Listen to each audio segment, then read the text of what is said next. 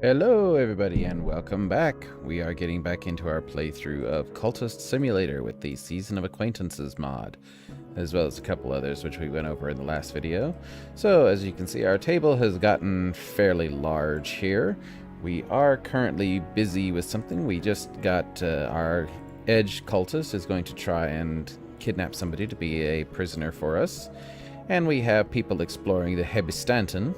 It's rare for passenger vessels to visit the grim island where the Hebistanton is docking, but we can charter a fishing boat and trust the sea behaves. The real work of passing guards and doors will begin if we get on board. So we've got a moth and a forge on the way for that.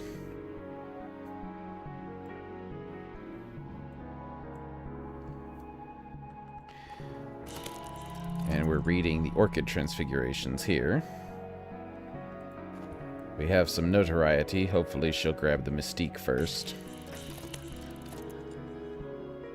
Yeah, so that should... If she grabs both of the mystiques, that should give the notoriety time to phase out.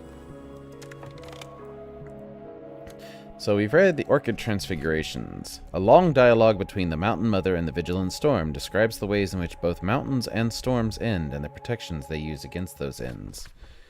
But we must use the knife, said the Lion-Throned One, the noose, the flame, the waking word, against those who have passed the three-valve door, and so none may pass. That is our law and the law of the sun. A thunderous secret. There are common sentiments in every thunderclap. Let us acknowledge them. Well...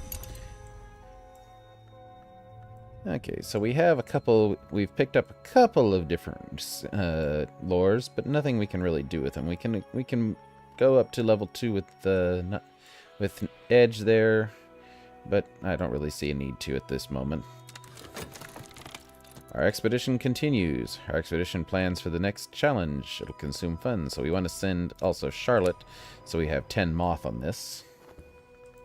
And over here, we've summoned Teresa to help us again. The Baldemarian has the hunched shoulders of a scholar, the clear voice of a school teacher, and the freckles of a traveler on the continent. She lacks a shadow.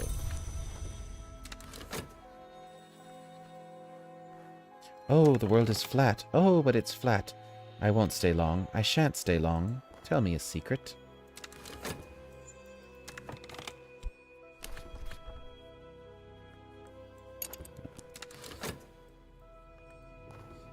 And our Knock follower made us some profit by summoning her. So let's see. We need to do some work because we need to get some money. We're down to 28. We can work as a guide for a while.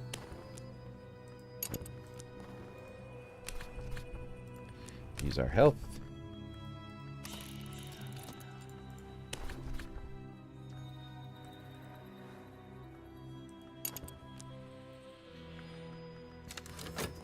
And we have some dread to get rid of. Let's see.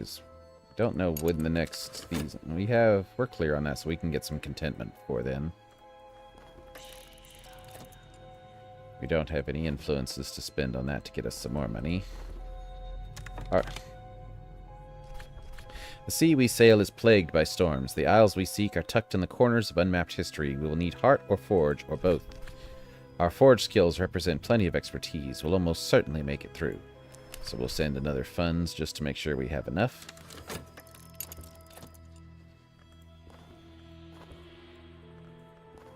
An interested soul has inquired about more obscure parts of the city. I agree to guide them for a suitable fee. Okay, so we have a Season of Dread coming up, but I think... Yeah, this will not decay before then, but we can make some contentment, so... Wave-lashed and sea-spattered, sun-scorched and salt-stained, but here.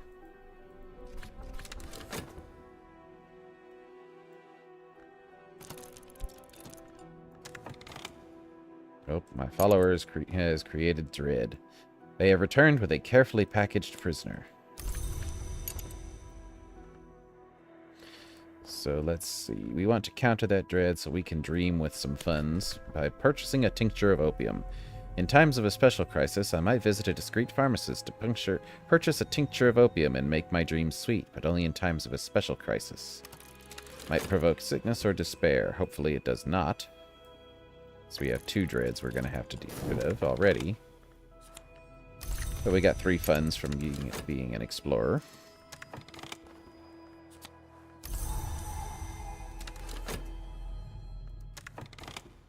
So let's see. I think we might have a way.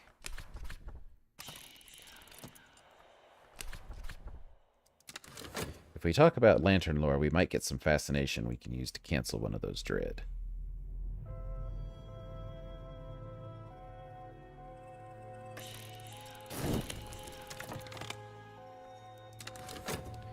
Our infamy on the table spawns something that they can do, so let's see what the Bureau is up to now.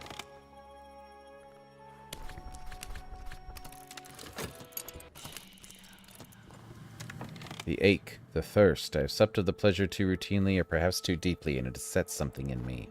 Oh, great. Okay, so we did get a contentment, so that's going to help us destroy one of those dreads.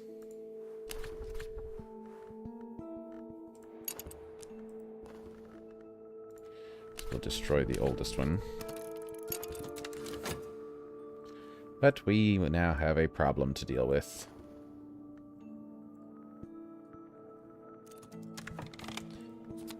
Consumption. It is harder now to derive pleasure from the satisfaction of my cravings. Dreaming with funds to create contentment can be less effective. It cannot be cured, can only be endured. So I guess we'll have to find other ways to make contentment, like painting.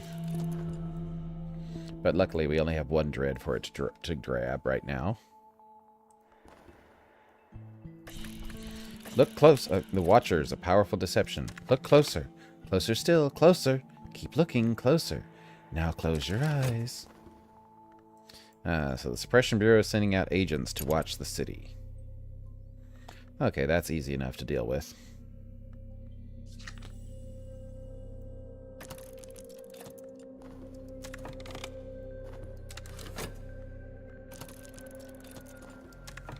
A light in the skull. A watch has been set at this place. So they're only looking at my headquarters, interestingly enough. Okay, we got some erudition.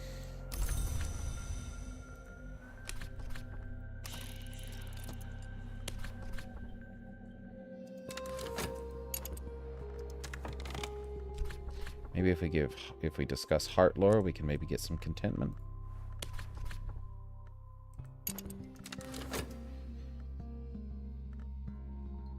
They say I can do the job of any 2 others together. It's not true.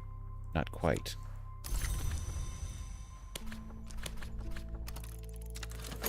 But we do get our job done in 40 seconds. Yep, she grabbed a notoriety. The one that was just about to expire, of course.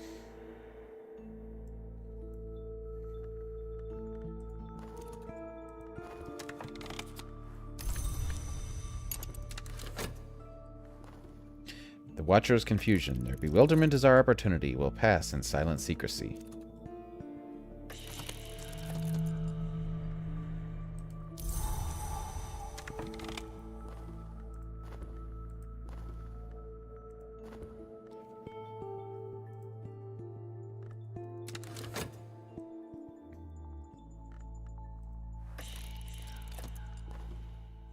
Expedition continues.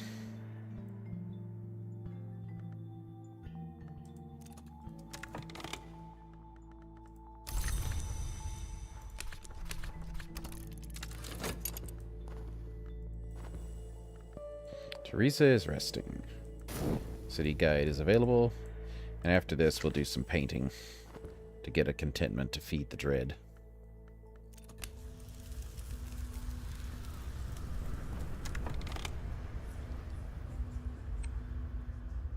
Hushed and elliptical conversation by lamplight with glints of gold, like glints of truth like gold in a riverbed. Who knows? Perhaps one day we might speak less guardedly.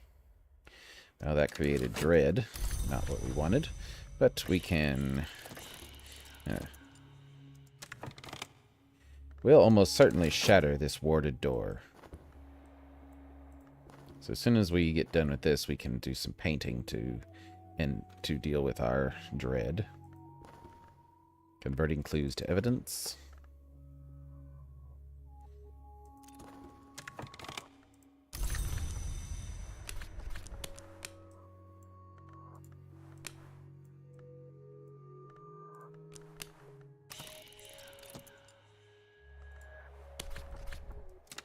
We can do a mood piece.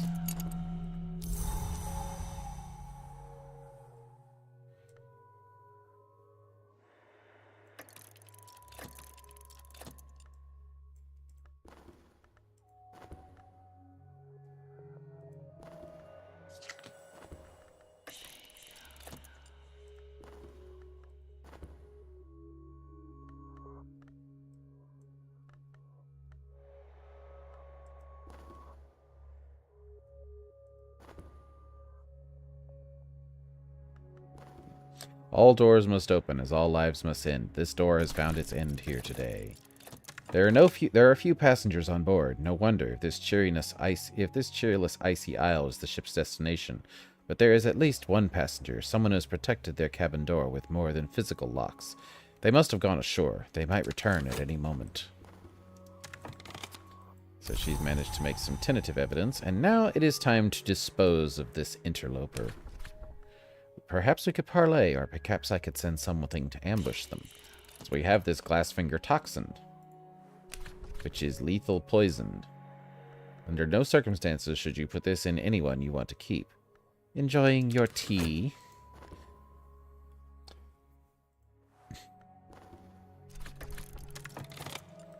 Now so exploring, that's interesting that exploring those gives me infamy.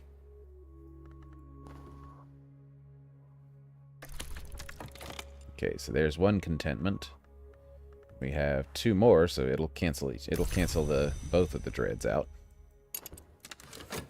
And got us some money.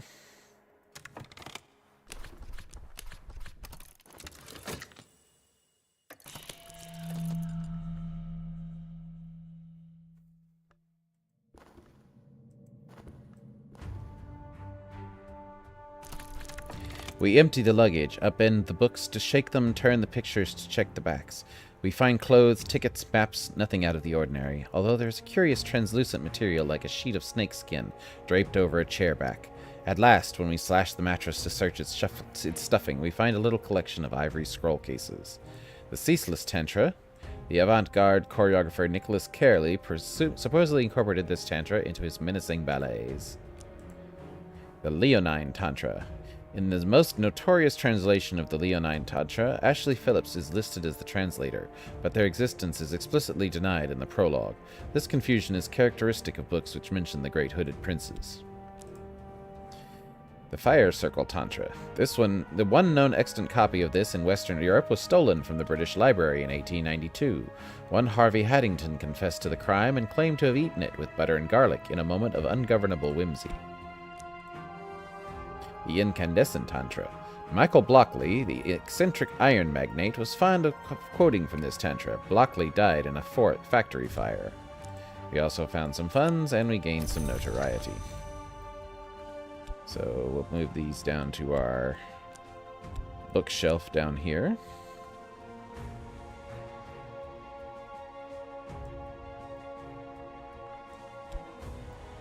And we have things to translate now. Oh, we need our Sanskrit translation.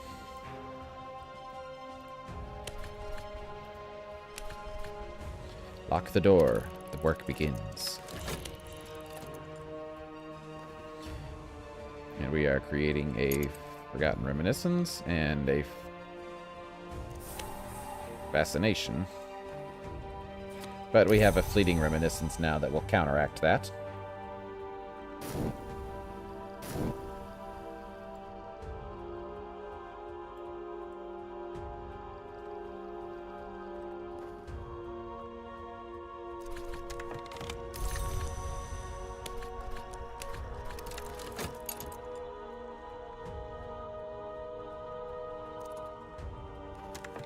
The end is not pretty, but it's quick and almost painless. When the dissolution is complete, nothing visible remains. So they are gone, and they have left me a subtle rupture. Geometry contorts, doors burst open, snakes boil from the earth. A 10th order influence, a gathering knot of power and peril. This can be used in some rites to summon minions. Well, don't have anything that needs to be summoned right now, except maybe a raw prophet, but I have to wait for the timer on work to expire first. Then I can summon a raw prophet to help me out.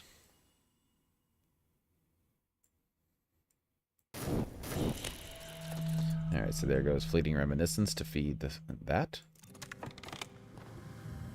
Prepare the text for study.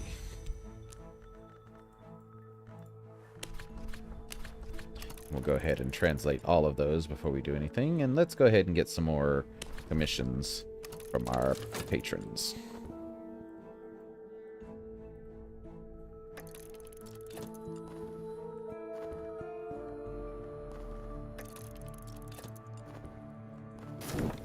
So he wants Secret Histories.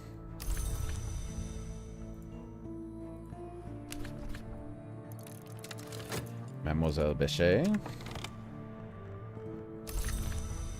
Alright, so let's see. Sunset Rite, Subtle Rupture. Let's see. Guess we can't really do anything with that. So let's see. If we use Lantern, we could summon a Hinter. Or we can use Forge to contact something incandescent.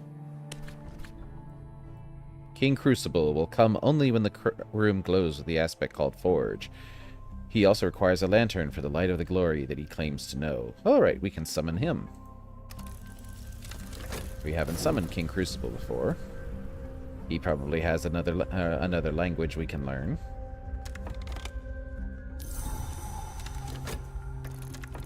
She wants us a commission on Grail. Count Jennings probably wants Edge.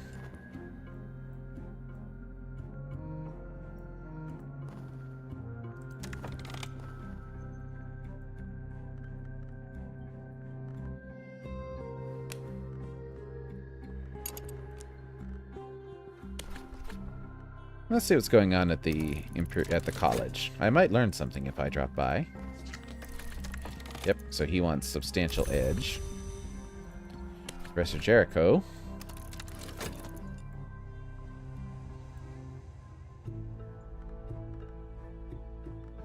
Our consumption is almost used up. Wants Lantern. And Miss Beak. I need something taken care of. Quiet, loud, just make sure it's taken. Just make sure you get it done. Okay, so that's 2 books ready.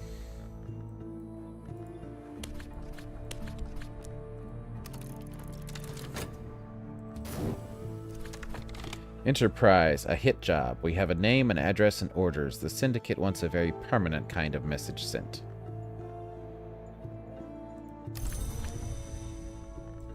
Well, I guess we'll be using Yelena for that one. I have grown sick. Luckily, I have some vitality that will last long enough.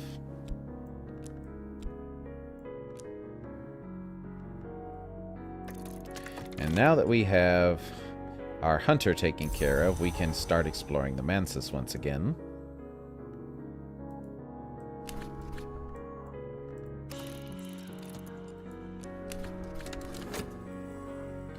At least until the next time they send a hunter out for us. And we have 2 seasons of sickness coming back to back. Lovely.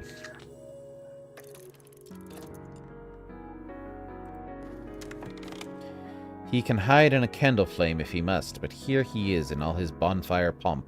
After I speak with him, the skin of my face and hands will be pink as if from too much sun. King Crucible. In the desert I wait, in the ruins I burn. Metal is water, stone is wax, flesh is smoke. Enter me and be no longer.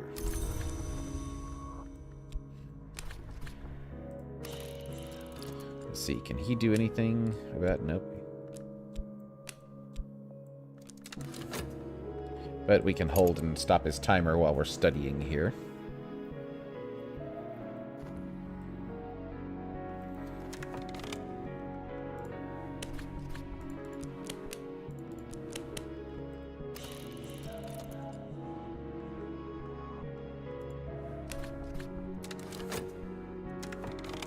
Actually, we need to make the Nock portrait, so let's do that. Because we have Byzantine tinks we can use. College's offerings were meager today. The speaker remained of interest, and lectures hour felt as a year. Intellectual farce. Unfortunately, I could not even say that it made me laugh. Well, instead of that, we're going to use this to get rid of that.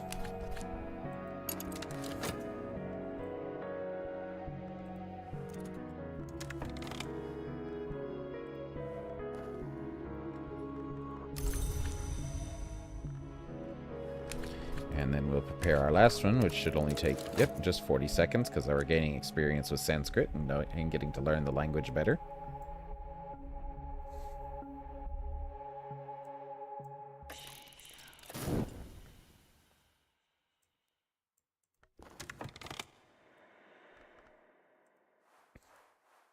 Let's see what kind of influence we can grab by buying some incense.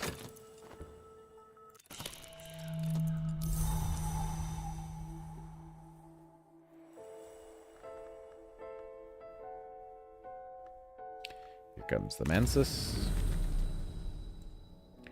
So we have a subtle rupture, the painted river, or the ascent of knives. Let's go with the painted river. Oh, erudition. Nothing that really helps us.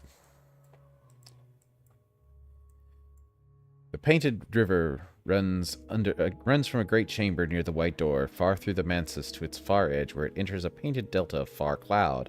I voyaged half its length last night with a stern-faced captain beneath a rust-red sail. As the clouds rose before us, the sailors raised a yearning shanty, and close-hauled the sails to best use the painted wind. And all the while, the captain and I discoursed on the secrets of the House of the Sun. Okay, so let's cure our affliction. Since we do have vitality already. Then we have another one coming up. We have a season of ambitions coming up. Who's it going to grab for that? Okay, so we have all of our books already. We're just about done speaking with King Crucible. So let's see what sort of aspects he has. 12 Forge, 12 Edge, Devourer 12. It may assault you or consume your followers. Summoned. It knows something of value. It knows Mandaic. This spirit may be able to teach you deep Mandaic if you know a related tongue. Okay. Together we will commemorate the tongue of the unburnt god. So I need a background in Aramaic. Luckily, I have Aramaic. My Aramaic will serve as a foundation. I'll learn everything I can. If I never touch another canvas, I'll have earned my place in history. My recent work is considered significant. I may yet earn a living from this, yet nothing is certain. So, two glimmerings, 4 mystiques, an open soul, and some fascination. Lovely. And I'd also generated moth, which is going to create more mystique. Or was going to create another restlessness, so... Let's start painting with our mystique. I glimpsed what I could for now. I could stay here longer, but it might be unwise. I might not want to leave this place otherwise. Grail. Grail 2, not really going to do anything for us.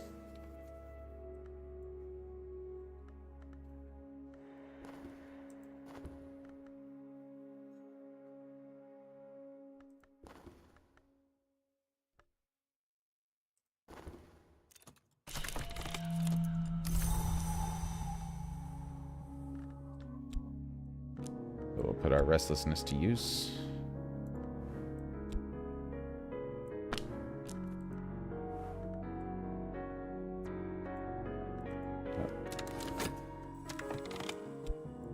There we go. This should have an impact. We have more sickness to get rid of, but easy enough. Okay, so let's see. We have 60 seconds left on that notoriety. Hopefully it will... 50 seconds left before they appear.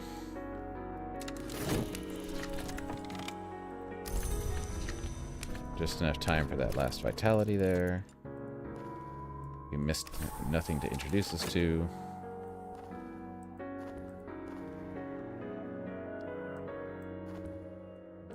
Luckily we have funds for our ambition.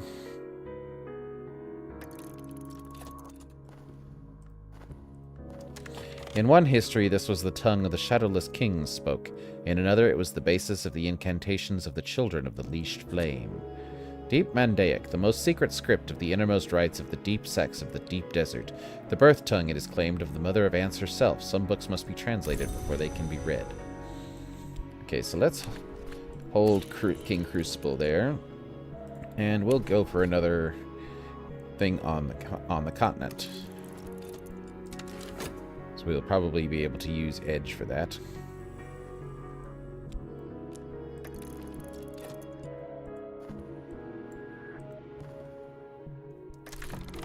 Some funds and a bunch of mystiques back.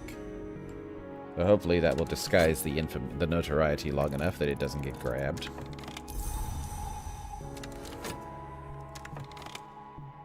So let's see. Just before this wears off, let's see if there's anything we can do with it.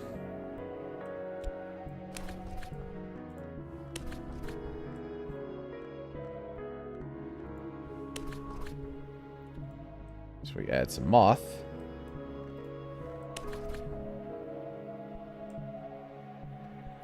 We need lots of grail, a little moth, and knock. Okay, so that doesn't work.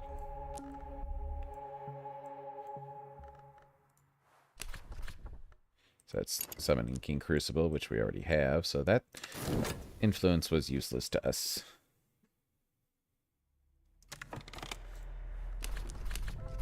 Might as well work with our physique for now.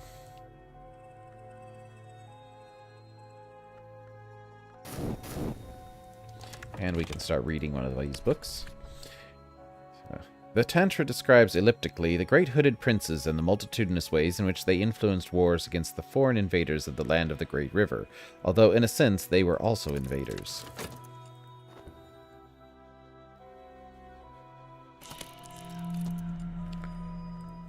Somewhat wrong kind of attention.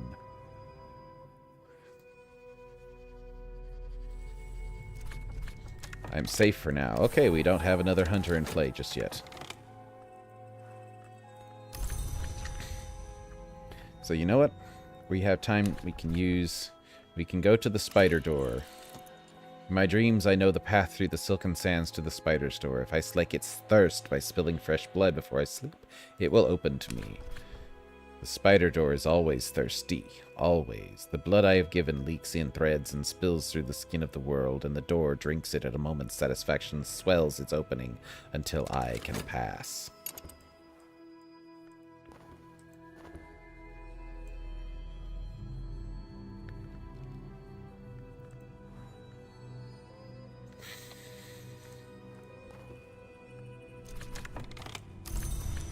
Alright, we found Key Hunter's Garret. Vienna is one of those few cities which has the same name in every history, although adepts know it as the White City, or perhaps the City of the White. In a snowy street, in a crooked house, in a high and rattling attic, we have learned of the eccentric hunter of imaginary keys and established a tiny trove of odd books. So we'll need edge or knock, and lantern or knock. We can do that. So we can send King Crucible for edge, and then we need lantern or knock. Well, we'll do knock.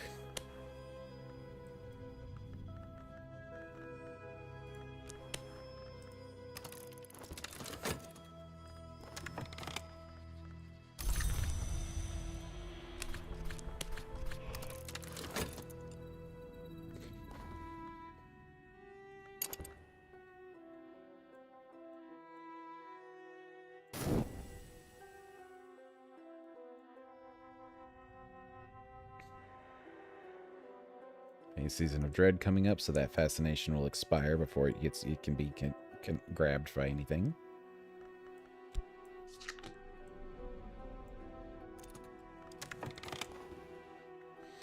Lions can be created, not as children are created, nor as words are created, but as weapons are created.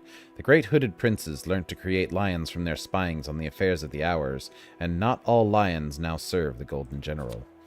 The Colonel's names. The Colonel has been many things in many ages. He is blind, he is deaf, he cannot be wounded, he cannot be denied. His names are cunning as only the very old can be. Okay, so we'll move that lore up and put our new lore there. Now we'll read the Fire Circle Tantra. Herein the great hooded princes are shown beseeching the wood to rise and devour an invading Timurid army. The Dapple King, the Honey Tree, and the Sea Twins all deny their request until they enlist the help of a burrowing secret keeper. Well, the burrowing secret keeper would be the Velvet. The Dapple King, I'm not sure who that one is. The Honey Tree would be the Malachite, aka the Ring Yew. And the Sea Twins is the Sister and Witch, which we've read about before. So we'll send another knock person. So we have 10 knock and 12 edge. We should be able to complete this easily enough.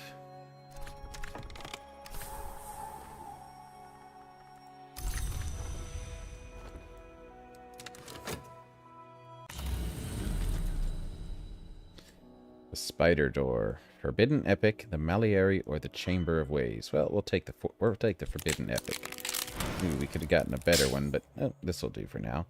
The War of the Roads extended into the Mansus. In the corridors beyond the spider's door, the mason witch who styled himself Hubris Glamour has chronicled its skirmishes in miles of lines of obsessive branching memorial script in the Mansus's dreamstone.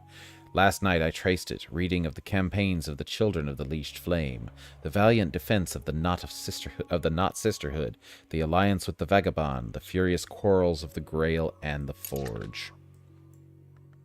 So that gives me 3 forbidden epics and 1 occult scrap. So if we want to do anything else, we're going to have to get some... Oh, that reminds me, we have our other... We need to recruit her to join us. Join us she will. We just need something forgy. And then we can promote her. And we'll have 10 forge ability on our side. Or 10 lantern ability, rather.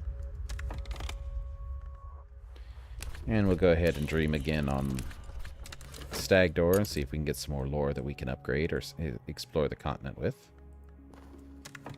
And do no harm, a weak stomach, or perhaps some surviving vestige of morality. This one questioning the nobility of our work. Oh, she's mad that we killed the serpents, huh?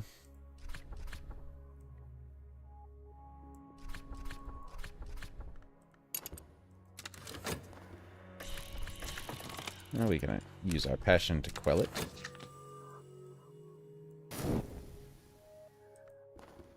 Serpent's mouth is large enough to crouch in. Its tongue is the thickness of man's shoulders, but almost certainly it will respect the power we bear.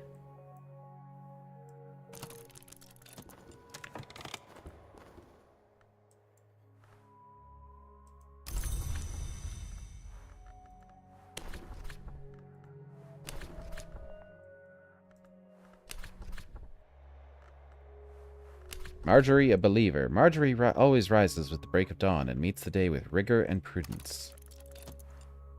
So she will inflict resentment on somebody when we promote her, but we need to promote her to disciple. Hopefully it's somebody that doesn't already have resentment, otherwise we may be in trouble. We got some rational observations.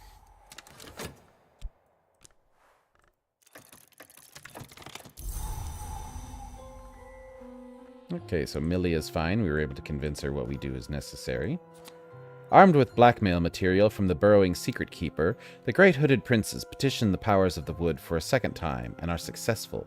1/4 of the Timurid army is devoured by bees. 1/4 drowns themselves, and 1/4 disrobe themselves until nothing remains. Okay, so we already have better moth lore than that, but we'll read the Ceaseless Tantra. The Ceaseless Tantra is devoted mostly to warnings about the lively creatures called percussagants, but concludes with a chant that can be used to summon them. It observes that percussagants can be taught any dance, but they prefer only one.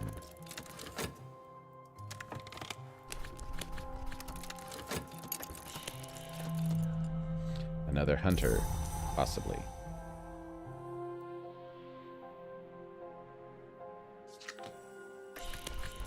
Someone is meddling.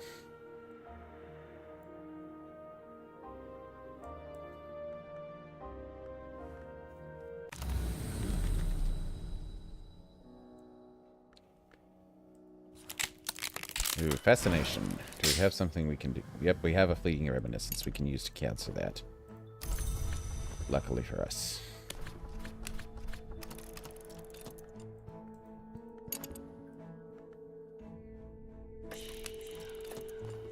Surveillance period is ending.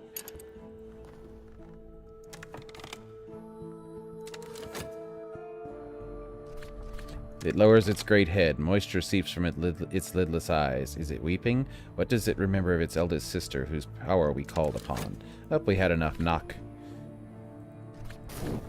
That we didn't even need King Crucible's edge. It is at last safe to visit the old places. No fevered eyes are trained upon my comings and goings. Sir Lionel Saxon. Saxon's years on the front put him into contact with the unnatural more than a few times. He won't work directly under the Bureau on account of their leniency, but a well-connected war hero with a penchant for extrajudicial justice will have his own ways to persecute us. Belligerent, this hunter may sometimes use notoriety to plan and order physical attacks on you and your followers. They are also more likely to retaliate when you send mortal followers to track them down. Grim. Grim hunters cannot be swayed by the allure of the glory, but their own despair may destroy them, so I could use dread to kill him.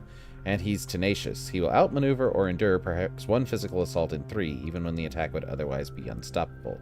So, with that said, we can make some, and next time we get some dread, we can talk to him about dread and see if he'll get rid of himself.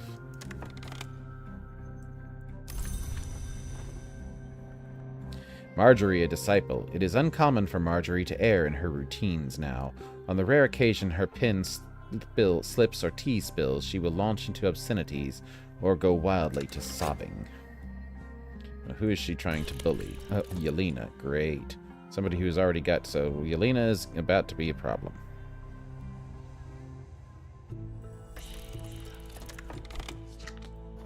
But we have a solution for that. That which does not cease is not ceased.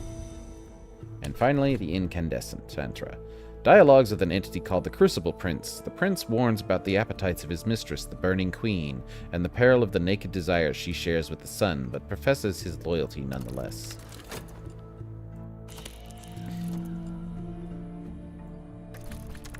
Pride, the beast that devours its brothers. Okay, so we need to deal with her now. So we need to give her something.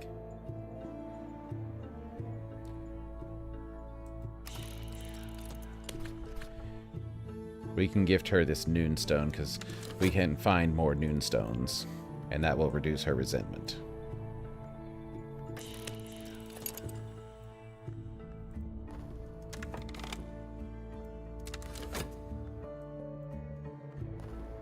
We bear a great power of opening. We'll almost certainly find this hidden door.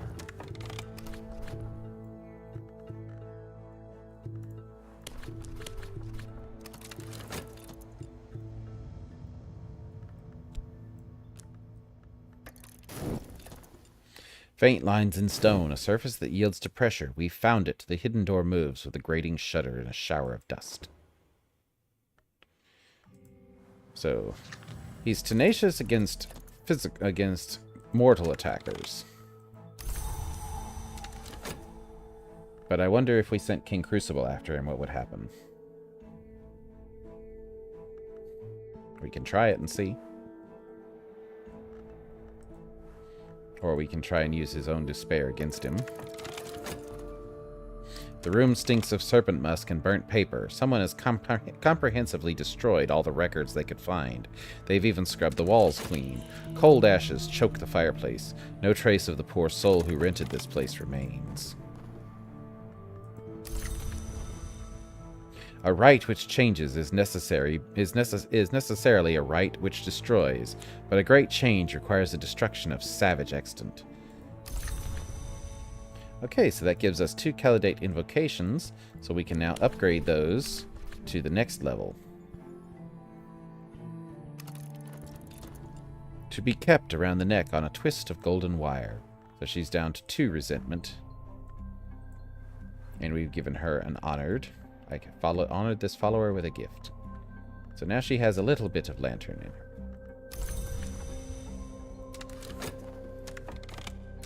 So we'll wait for that dread to pop out, and then we can give it to the hunter and see what happens.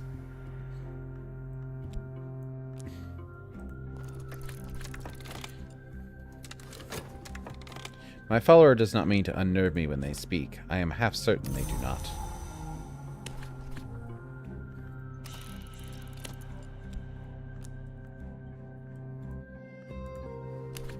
Something to think about every time you close your eyes. This might sway the hunter from their path, but it will always increase your own dread.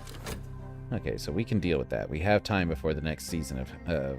so we can paint and get some contentment.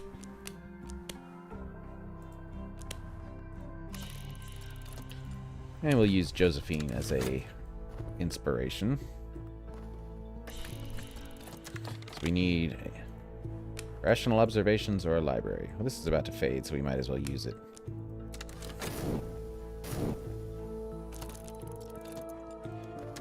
A single corner of fire-curled paper has survived the flames.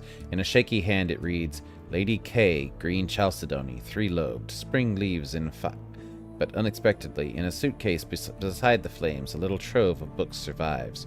Whoever destroyed the Key Hunter's journals saw no need to burn these books. The Serenity of the Black Wood, an allegorical history of the House of Lethe, who is here implied were inspired by the centipede. Sereno Blackwood is an occult alias to this day. The Cipher Journal of Alessandro Lacroce. Alessandro Lacroce spent years in secret study of the tablets taken from the Fucine marshes in central Italy. His work will allow you to read Fucine texts, but it's written in a simple Latin cipher. You'll need to decipher it first. Well, we already know how to read Fucine, so we can just auction that off. The Irreproachable Traditions. The Irreproachable Traditions of the Society of the Noble Endeavor, in Latin. And On the Matter and Deeds of Serpents. This was probably the Prophecies of the Naga, rendered into English and illustrated by William Midnight in Paris in the 1880s. But it shows a number of divergences from that text. It is certainly quite recent by the standards of Vach texts.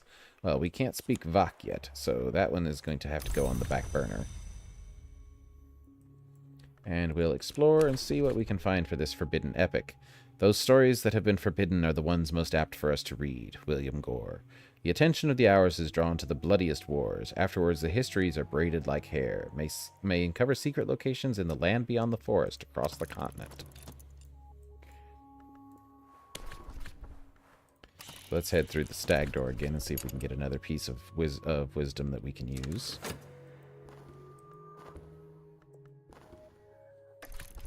Aha, there it is. Is that it? Conrad's making some money for us. We need to risk our health or use a prisoner. Good thing we have this lunatic we can use.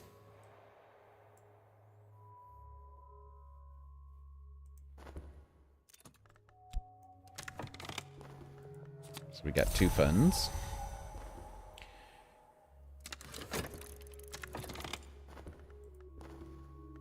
So we'll use the Byzantine tinct that we have as pigment.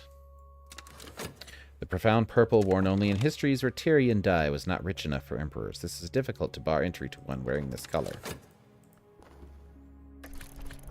Aha, now I understand. Improve our forge lore 1 step. Formula Fissive. I've increased the mastery of the lore that burns, which we call by its aspect forge. Break a thing and you have fragments. Break those fragments and you have dust. Break the dust, and then break what remains. Here is fire. Use this in a rite with a consecrated lentil and a little reflection or other resources of equal power to summon King Crucible. So, 2 knock and 4 lantern to summon King Crucible, but we already found that. But we have stronger forge lore now.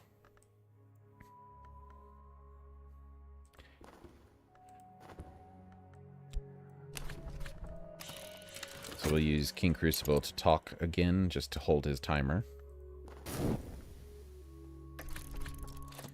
Sooner or later, this canvas will be slashed, but its color will only grow richer. It made something unique. Yes, there are terrible things in the world, but that's all the more reason to resist them. I should thank you. You've shown me what I must do. This hunter has become an idealist. Well, lovely. Cannot be demoralized, though sometimes their ideals can be turned against them. Well, guess it's King Crucible time for him next, then.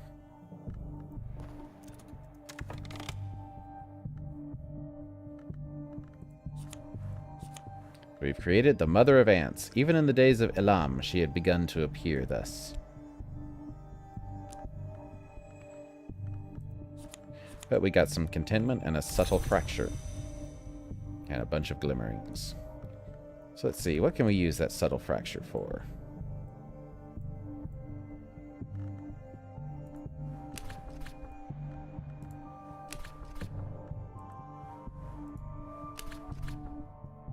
We just need some moth. Oh, we need some grail. We need grail power.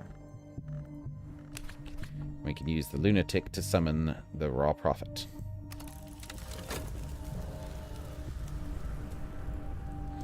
And then we can use Atticus, or actually we'll use Millie.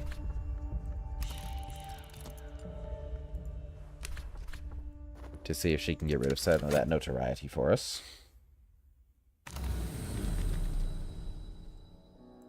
Okay, so there we have some good lore.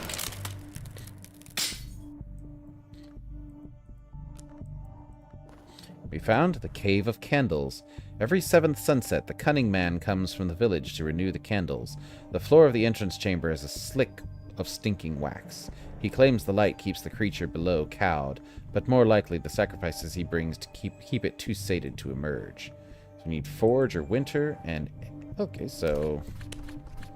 Once we have King Crucible here, we'll be able to do that.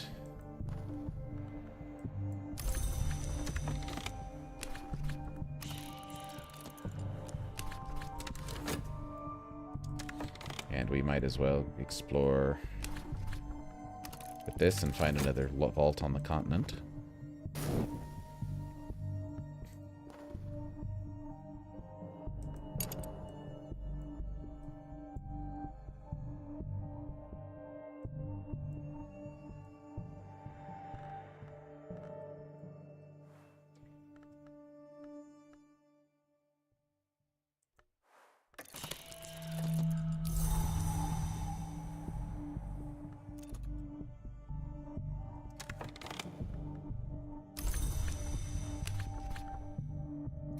Okay, we'll hold this contentment so we can cancel dread here in just a second because we're going to need it.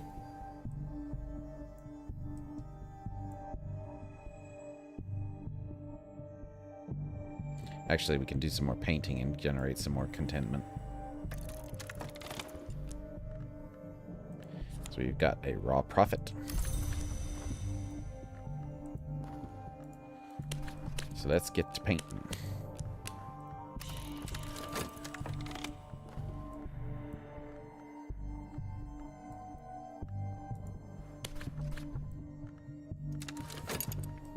Make a portrait.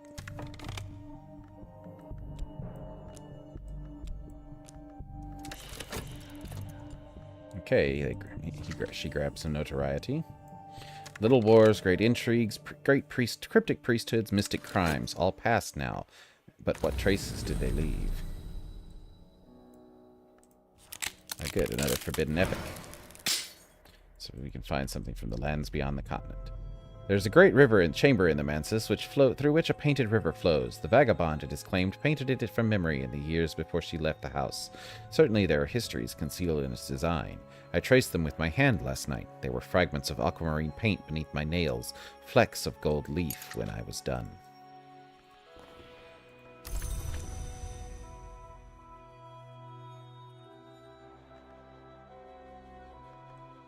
Okay, so our dream, so we can get rid of this dread with a contentment. And then our painting will generate another contentment to deal with the one that's already in the clock. We found Orthos Wood. The pines grow thick as hairs on a dog's back.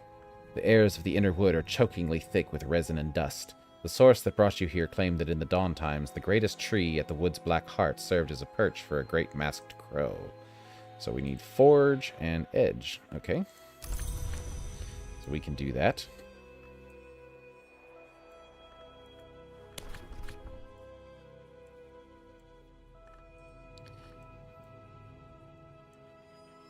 Or we could just do Moth, but we have King Crucible. We might as well use him because he has Forge and Edge, so he can solve this one just by himself. But we'll send the Raw Prophet just to keep it from using up its timer.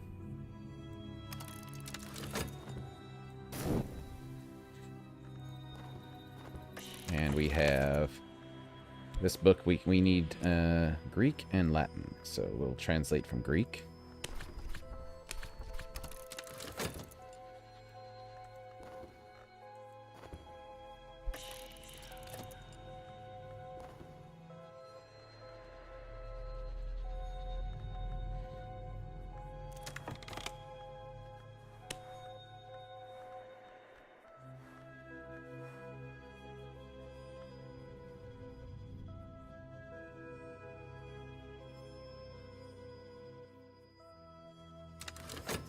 Okay, so we send Lawrence out there.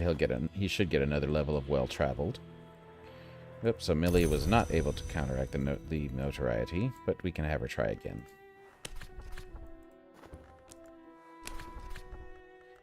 Actually, we can talk with Millie. Millie is returning books to their proper place when I find her in the library. Gideon is circling her ankles. Bookkeeping, quiet. But sometimes too quiet, she says when she finishes. What do you need? Secret Histories 8. Luckily, we have one. There's been an incident, Millie whispers cautiously to me. Gideon bristles on her shoulder.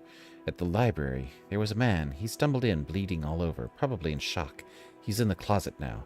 I wanted to call the police, but there was something else. Well, let's see if we can help her out with her dilemma.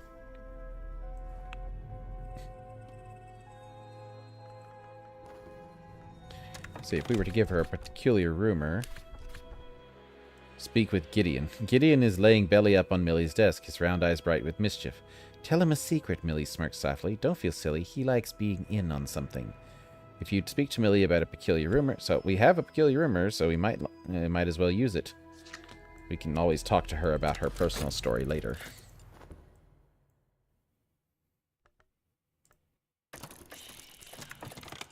My recent work has attracted a couple of callers. With luck, something will sell.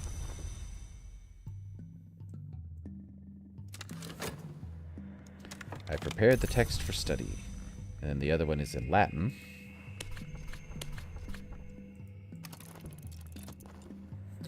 We call upon the moth who seeks among the trees of the wood. The wood beneath the manses is darker even than this place. The moth will guide our footballs. Success is very likely.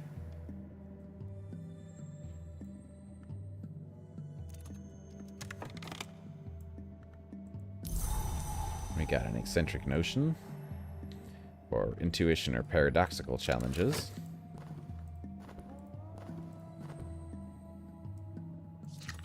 We have contentment coming here from that.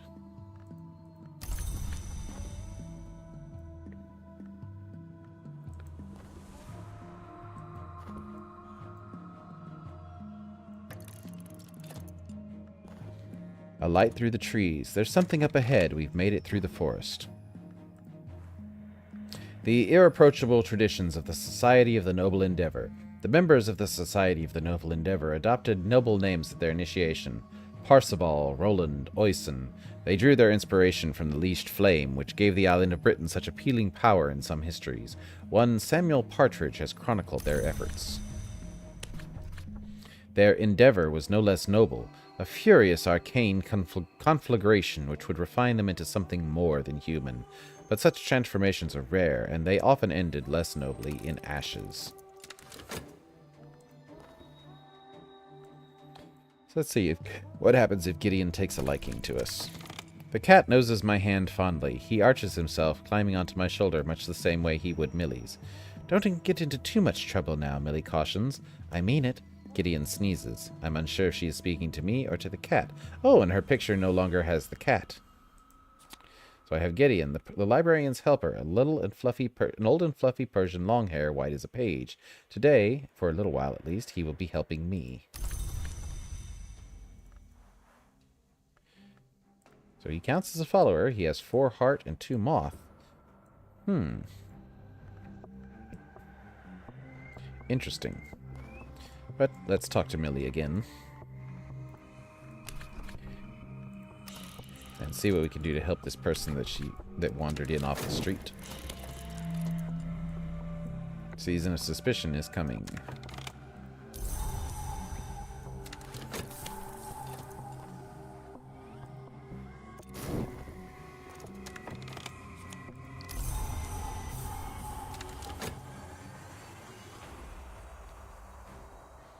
Okay, one more obstacle and we'll be able to finish this expedition up.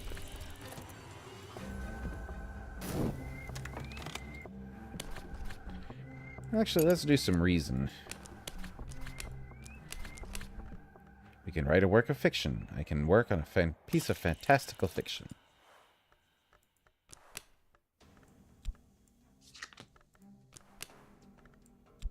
Let's see.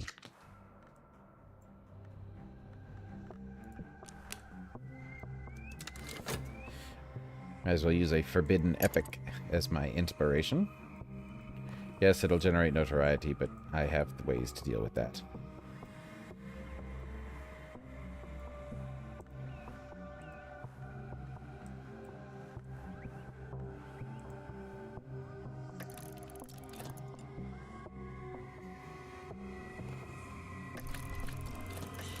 I can see the ideal and will realize it.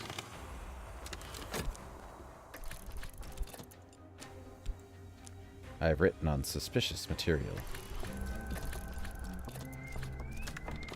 My work is unexpectedly successful. Oh, we got it. So we got some notoriety and a little bit of money. Partridge claims to have identified consistent features among those who ascended. All of them had passed the stag door, and all were accounted no. All of them spoke the Caldidate invocation or a greater rite at the start of their ascension, and all of them were rich. And so we got a level 4 Forge lore. Serenity of the Black Wood. The proverbial footloose gathers travelers in a wood and leads them through, but abandons them part way. They find themselves beset by glorious monsters. An allegorical history of the House of Lethe, where it is implied were inspired by the centipedes. Sereno Blackwood is an occult alias to this day. Alright, so he is going to try and grab something. He had this on him, Millie shows me a book chained up in all sorts of strange bindings. Gideon hisses at it. I don't know what to make of it exactly, but I've looked at the back and the cover. Property of the Hostorium. I've heard things about that place. If they're true, this book has to be returned at once. So we found a human corpse and La Chance's bird hunting manual. A leather-bound collection of essays, apparently written by one Antoine de La Chance. It has been lashed up in a variety of mechanisms that keep it from opening. Numerous stickers on the spine warn of contaminants supposedly attached to the text. Contaminated. Notice. Dormant scolocosophic infestation. Do not read or open book. If you place this book in a rite with at least 10 lantern, you can remove the contamination on it. There's a tool. Follower's business. It's a wage back through dream. Locked. This book has received orders to remain closed. You cannot read this book while it is locked. Place it in a rite with at least 8 knock to remove the seals affecting it. And finally, it is a serial label. A sticker affixed to the back reads, Property of the Hostorium, and possesses instructions for how to return the book if found. Well, first off, Millie, let's see, what can we talk to you about with that?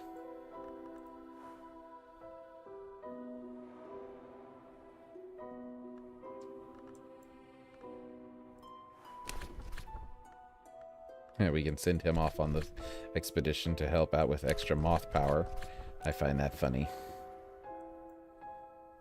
So let's see, we can do a tool. So if we... So where did that book go? Down here.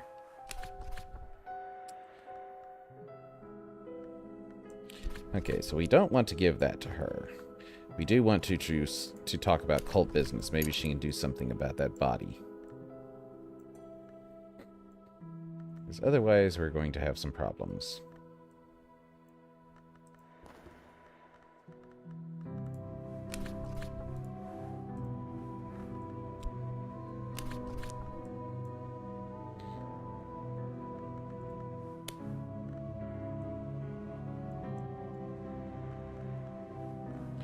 So we can't do it there.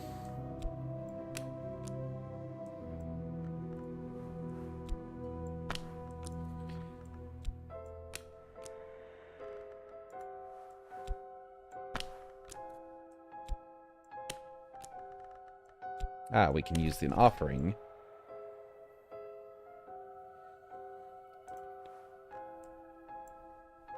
And then if we add some knock.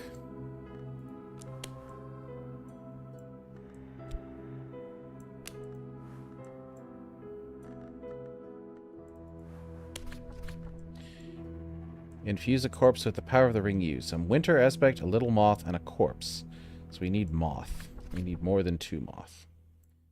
Or will a feuding reminiscence be enough? Okay, we don't need knock. We just need moth.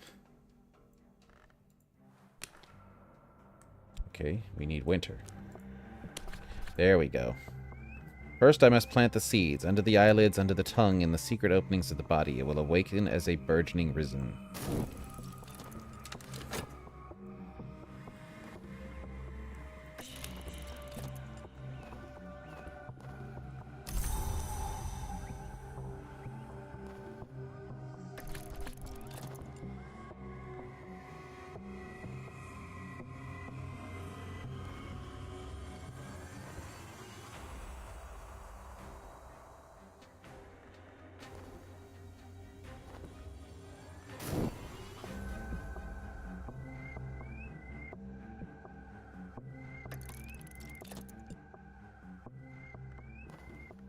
Judge this by the sword. A belligerent hunter is orchestrating an attack. Oh, lovely. That's not going to be fun. This is the great oak where the masked crow once roosted. Lightning has split it from head to heart, and the tree is charred and rotting.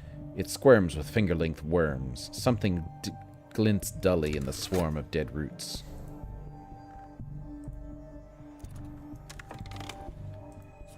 We've made for more infamy. Lovely.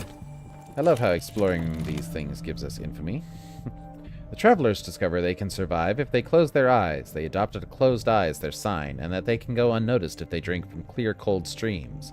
They never forget that proverbial Footloose the centipede, but they never forgive her either. Fascination and a centipede testament. So we could upgrade those 2 centipede testaments to 12 now. We have 2 waking chance. We can upgrade to 6.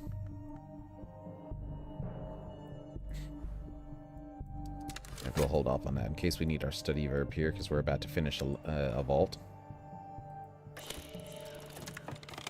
The corpse sways to its feet. Its eyes struggle open. Sap trickles from its mouth. It burgeons. It has risen. Courier risen. The corpse remembers it had a mission. A very illicit mission, but a mission nonetheless. Interesting. So because of what it was, I can actually speak to it, and maybe I can speak to it about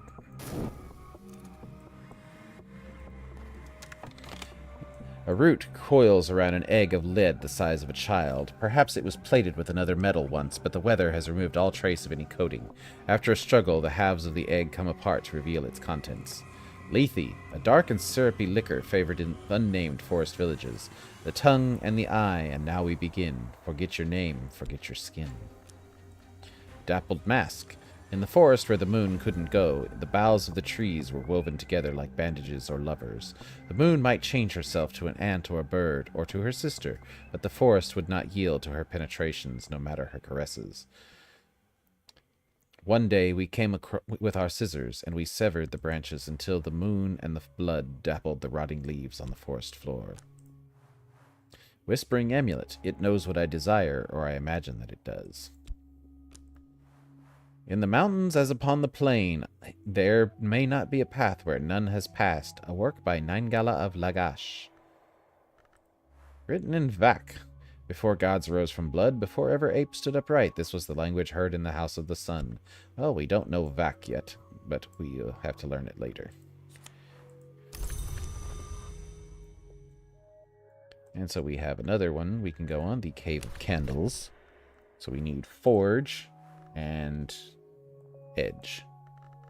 So we can send Roya, or we can send Edgar. So let's see, Roya adds funds. Edgar possibly makes funds. So yeah, we can use Edgar to try and make some money here.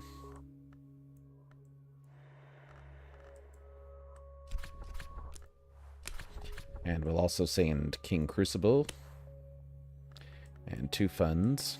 We have 2 obstacles in our way. The ascent to the cave through the high passes will be dangerous. Whatever waits in the darkness below is probably more dangerous still.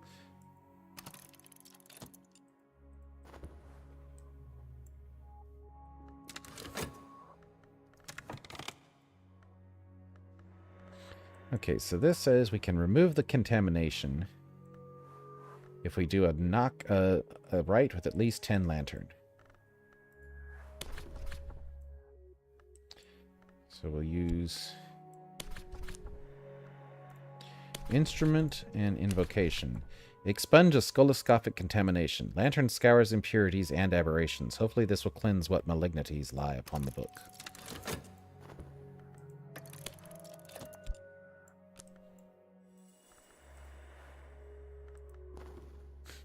He's attacking the frickin' cat?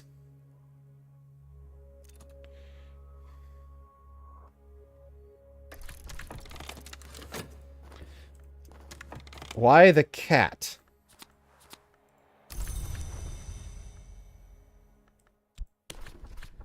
Talk to the dead man. The corpse has some semblance of the life it used to wear.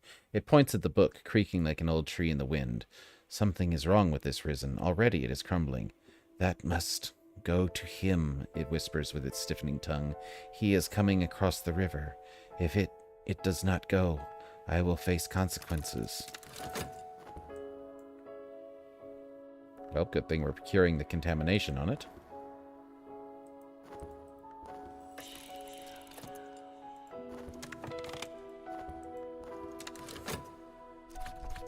As luck would have it, my follower was able to hold their own against this assault. My adversary will retreat for now, but if I am not careful with our reputation, I can expect another attack in short order. Why are you trying to kill a friggin' cat?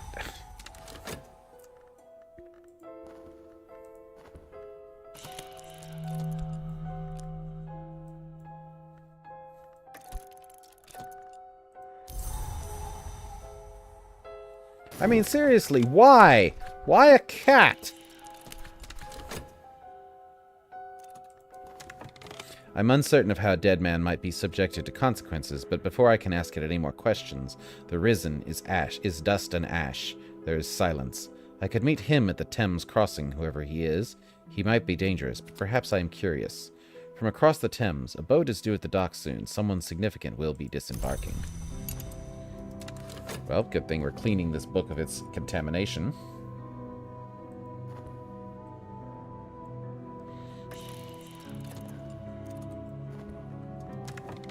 Sigh of wind and the slightest sizzling, the contamination is purged. It's also a way through dream. That's curious.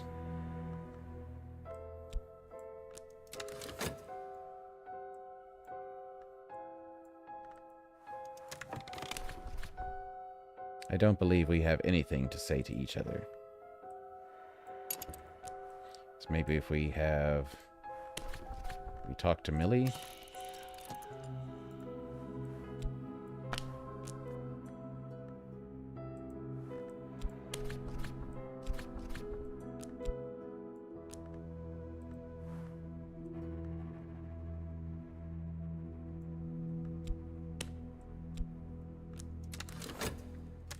We'll do some cult biz. We'll see if she can purge some of that notoriety we've got.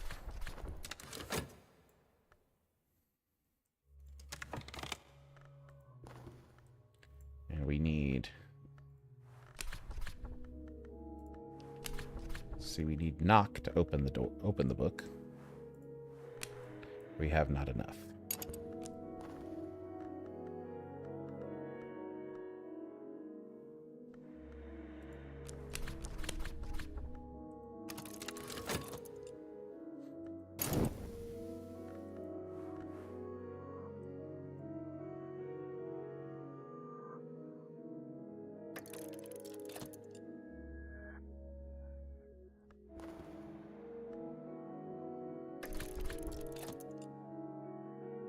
Rock slides and avalanches drive us back. We'll try another route if we survive.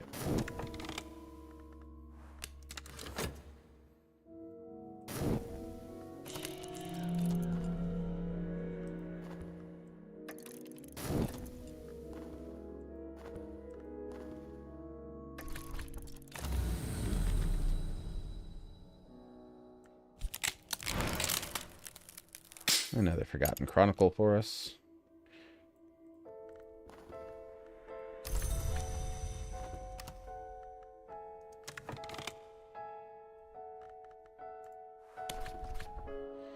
Sticker on the back of the book has instructions for how a dreamer might learn where the Haustorium lies. There are warnings also. It is not safe to dream of the Haustorium. It lies under the hand of a certain hour. But perhaps I want the book back in knowledgeable hands that badly. So that'll complete just before this does, so hopefully we're not missing anything.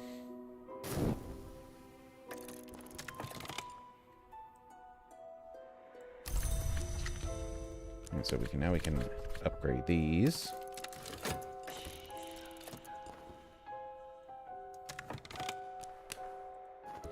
Okay, luckily nobody got hurt. But we can try again.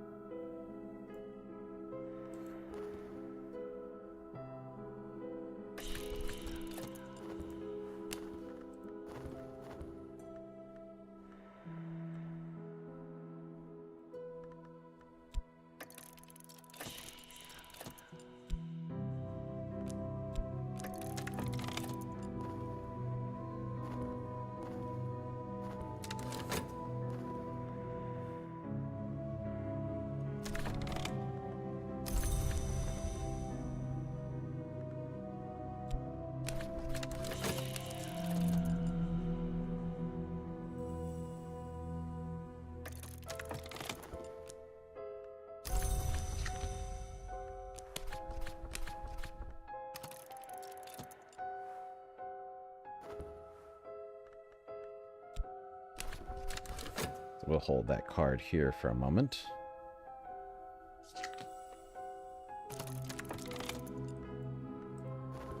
Seeking the Hostorium in dreams. The Hostorium can sometimes be seen in the gray of bounds. In dreams, I think I saw its topmost spire in the variable distance, a finger of bone pointed accusatorily at glory. It was not a comforting sight. The memory of the Hostorium's spires will haunt me in the dark spaces behind my eyelids. Even when I wake, the sky seems a bountiful gray, and when the clouds I part, I might mistake the sun for a disk of bone.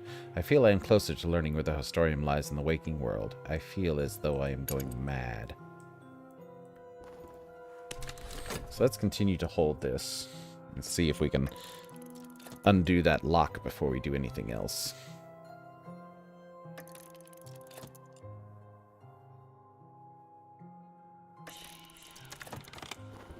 Okay, frost-scarred and shivering. We've made it through the mountains.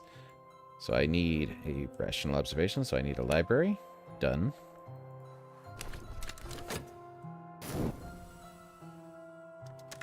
Gideon is being lazy. He is heavy on my shoulder now. Every so often he will yawn. Perhaps I ought to take him back to Millie.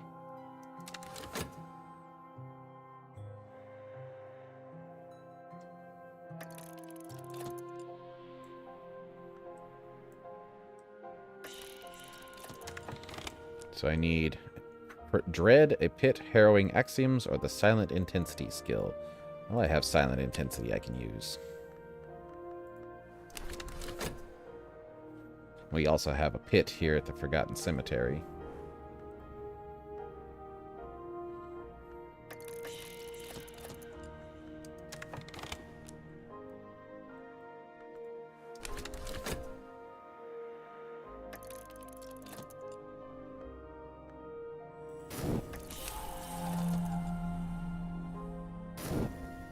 Season of Ambitions coming.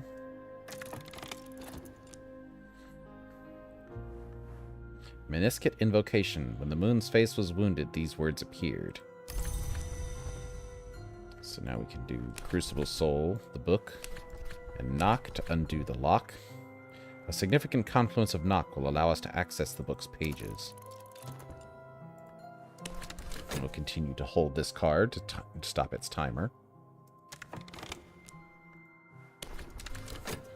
Because I'm not sure what's going to happen with that and whether it's going to be good or bad. In the bounds I see with terrible clarity a pale pyramid sat atop a mountain of ash. Its bricks are runneled with glowing fungus, and each brick is bleached bone, and the doors are open as a wound is open. I weep, for I know. You now know where the waking world, the Hostorium, can be found.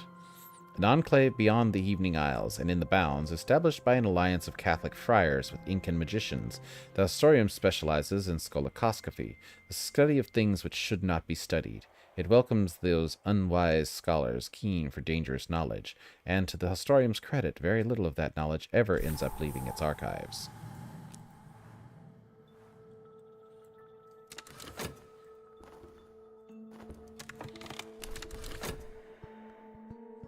So, let's see.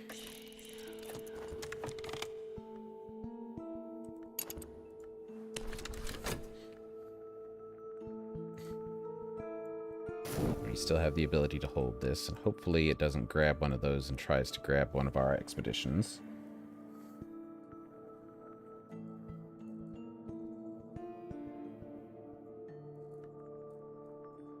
Well, might as well let this timer expire and see what's going to happen.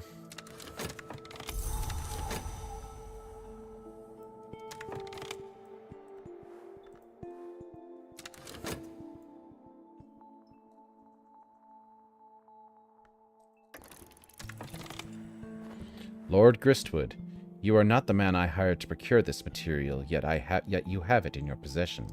Interesting.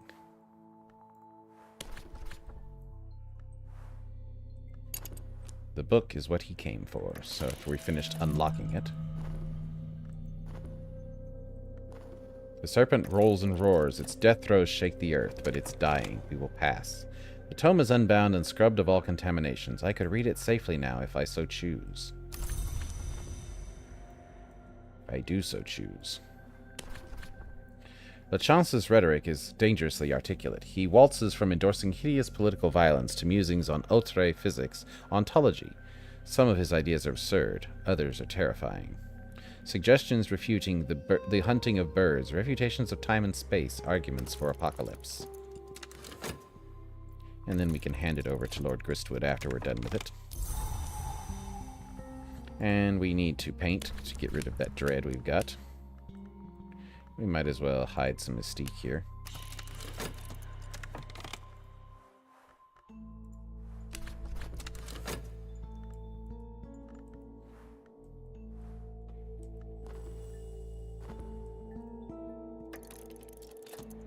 And we'll give Gideon back to Millie.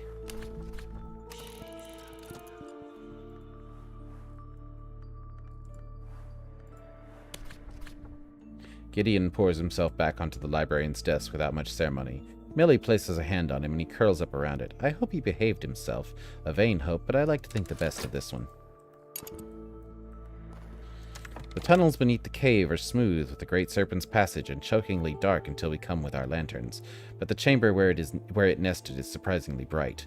Luminescent fungi flood the place with ersatz moonlight. Perhaps the candles drew it, not repelled it.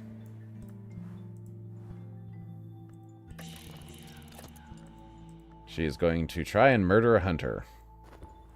Well, more power to you. If you get rid of him, then I won't have to deal with him.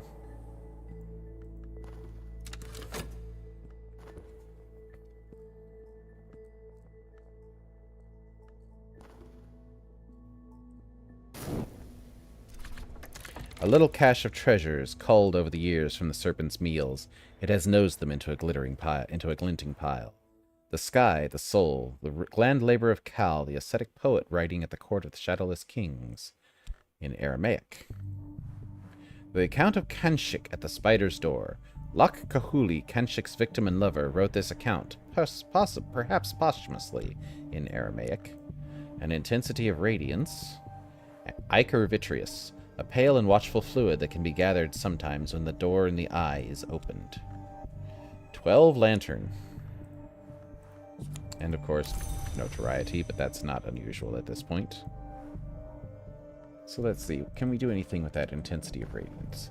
Let's see, if we went to the Hostorium, I could send an expedition here to find books, treasures, tools of power, but I'll need followers to send and funds to supply them. Well, we need to send Millie, so as soon as she's done getting Gideon, we can send her on the trip. Or we could talk to Lord Gristwood and try and give him the book. I wonder which would be the proper path. Oh.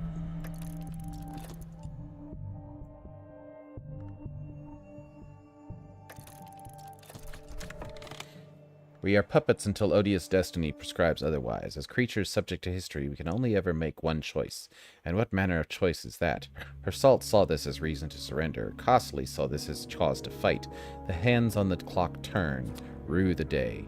Seditionist theorem.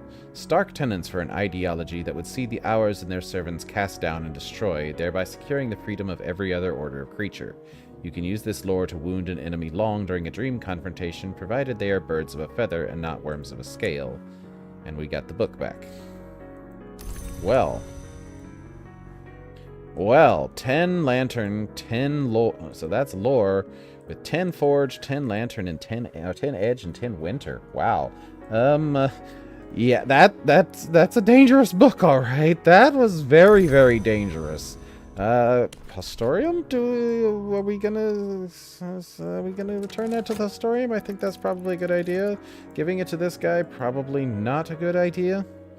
But let's pop it and see what it says when we do. He's trying to move softly. He may be trying to steal my vault. So let's we give him the book. Lord Gristwood studies me like an entomologist studies a fly in amber. I paid a handsome sum to have that book lifted from the Hostorium's archives, Gristwood intones. It belongs to my family. Here, might I offer you recompense for the trouble? So he would give us something, some money of some sort, or we could return it to the Hostorium. I have a feeling that Millie would prefer us to give it back to the Hostorium.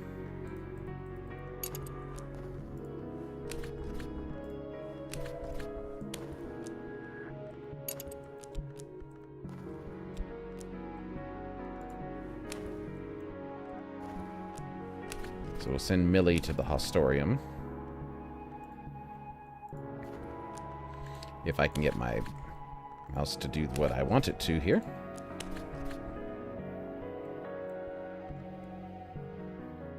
Past the sea that separates the old world from the new, perched on a spine of mountain rock, a tumor grows on the land. The Crown Growth's library is unsafe to visit, but Millie wants this noxious little tome back in hands that can safe keep it properly. Or more accurately, hands that can safe keep the world from it. Yeah, I think it's best that this goes back to the Hostorium. I do not trust this Lord Gristwood. Especially since he stole it from the library.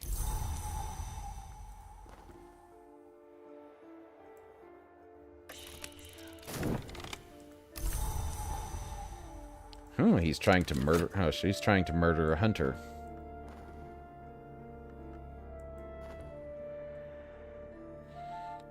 And Elridge is not doing anything right now. Okay, so before that decays... Is there anything I can do with... No, not that I can think of. So let's see.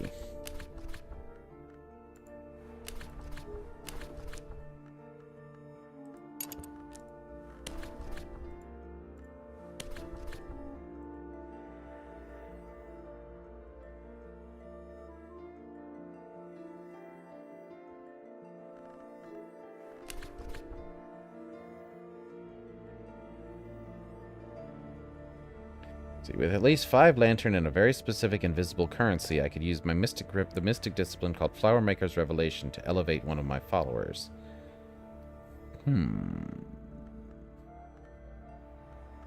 So that would be using...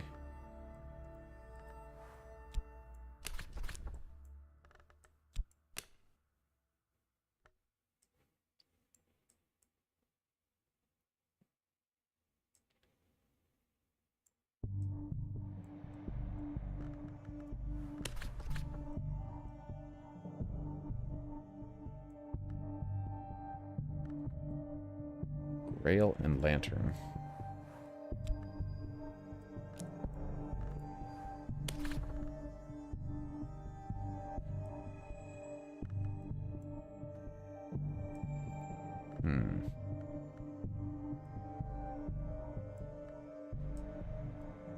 So we need to use silver spintria. Possibly. We don't have anything that can use ingredients yet. Or maybe we need the right place.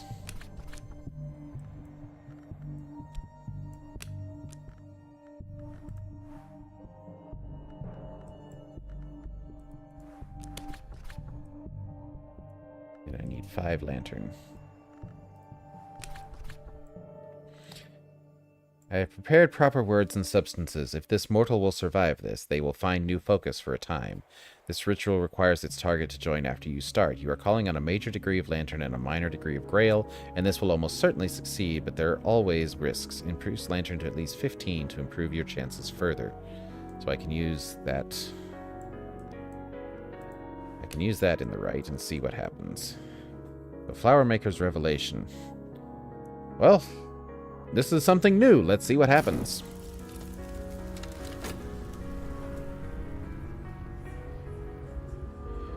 We can try. I guess it's going to elevate a disciple to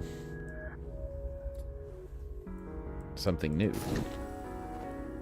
I guess it temporarily elevates a disciple into an exalt.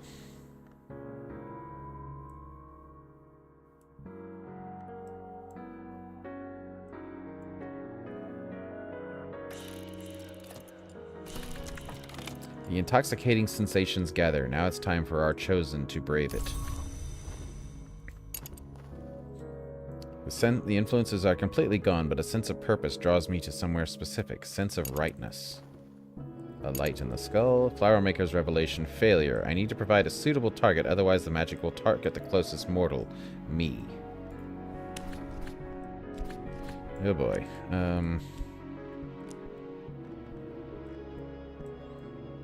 You know what? We can have it target Hal and see what happens.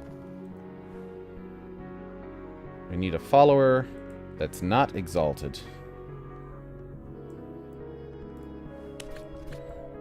I can feel its call, but I must resist it.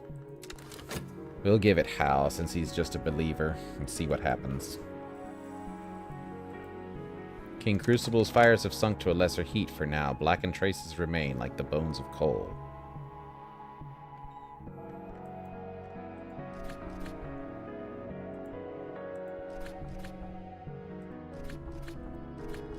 So we have the Western Sea. We'll need heart or forge to survive, so we'll need more heart. Or we can send Edgar. Then the worms in the world need lantern or moth. And then we need forge or winter. Okay, so we haven't. So we'll need to send in lantern or moth. Oh.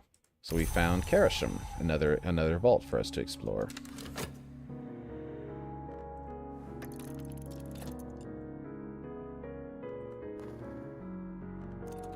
Oops, she failed to kill the hunter.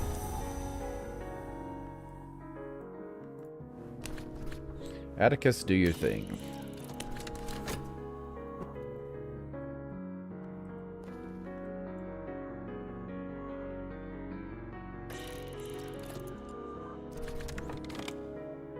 I can see the light gathering and infusing the suspect. Now they are something greater. An erratic lunatic. I have clouded the mind of this one, and they will serve until they expire. Oh, so 8 moth. Well, we can, yeah, so, we need moth power, so, yeah, you can go on the expedition. Sorry, Hal. Didn't know what I was doing.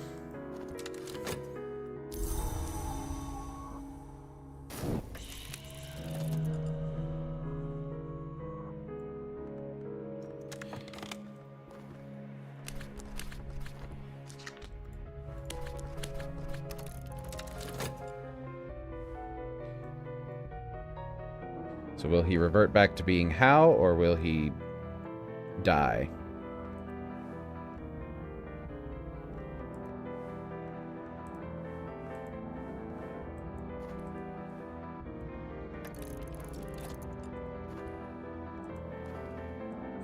At least we have enough. We should be able to get enough moth to survive.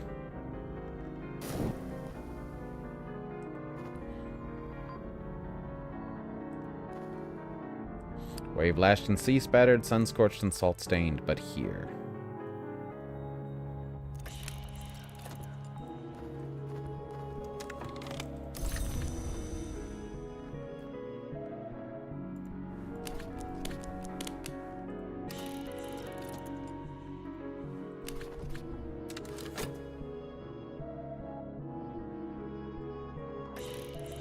Supplies are low. Thin funds.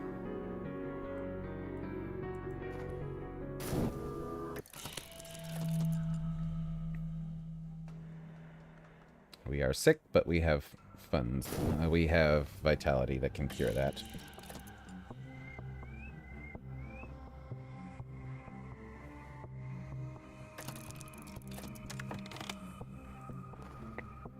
And we're creating some contentment. Atticus has a knack for bickering friendships while out proselytizing. After he helps mend our reputation, he introduces me to a particularly discreet friend he made. A hulking fellow. I get the job done.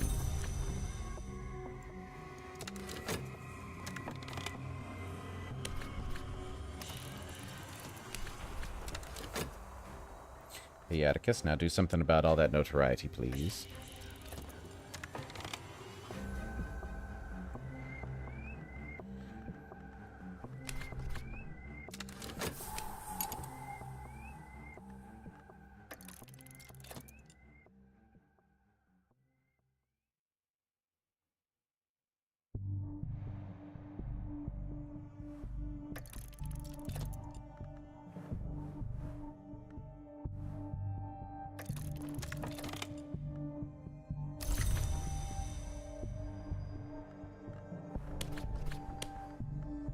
We grab all our mystiques, he must grab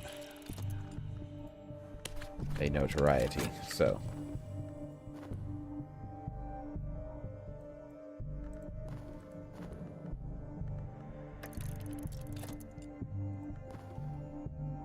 Frost scarred and shivering, we've made it through the mountains.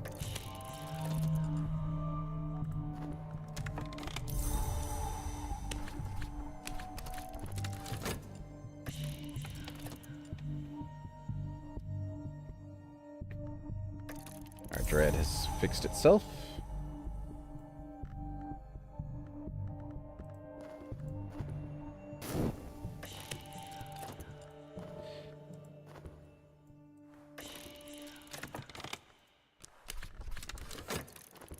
Plan for the next challenge.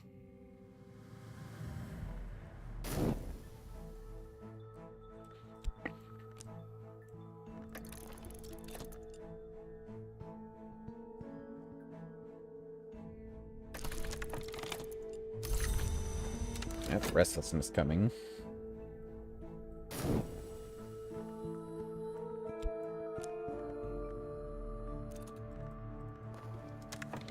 People think a little better of us now. Small relief.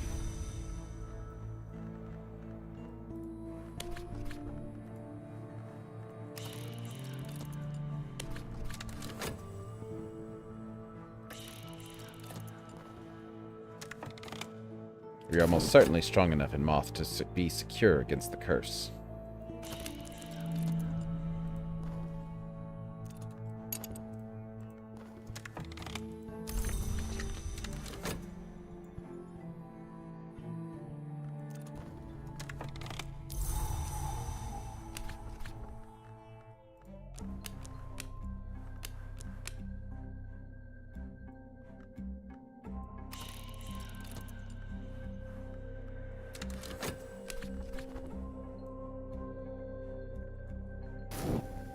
No, we don't have any more notoriety. I guess it all he guessed we faded. Yeah. Well, he can get rid of one of those mystiques for us. Because the other one will fade. Our power is stronger than the power that was here. Our curse won't touch us.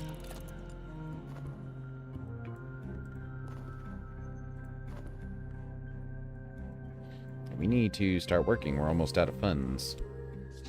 But luckily we can paint and get some more funds that way. We have Spintria we can sell.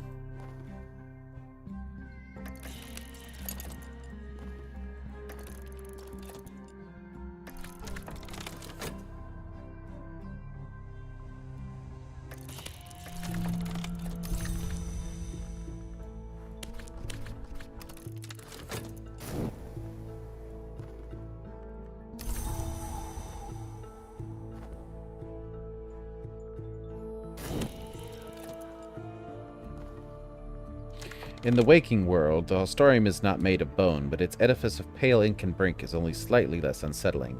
And this close, on the stair of the library proper, I can feel the dread building in my chest. Millie is frightened. Gideon is frightened. Then the double doors of beetle-gnawed wood yield without touch, and the Hostorium's hall yawns before us.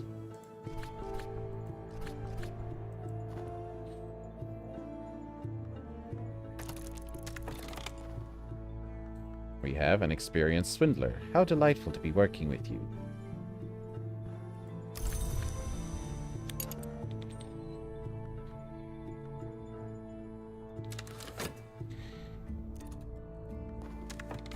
At the end of the hall is a desk of rough stone, though it might be more properly called an altar.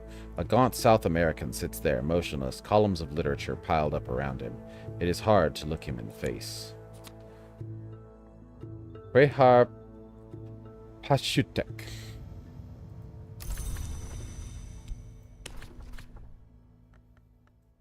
We can give him the book. Then Millie. One librarian to another. The librarian watches us as we approach, silent as a corpse. Gideon hisses at him, but his expression doesn't change. Yours, I believe, Millie says curtly as she places the book onto his desk.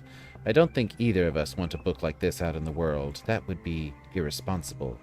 The other librarian waits a moment, then shakes his head. A maggot falls from his eye socket as he does. Well, what should we expect from the place that studies scolocoscopy than an undead librarian? But before somebody else can snipe it from us, we'll go exploring Karish from here. We can send our swindler out. And we're probably going to need Yelena's help. Actually, if we have something moth, we'll send the erratic lunatic that was Hal.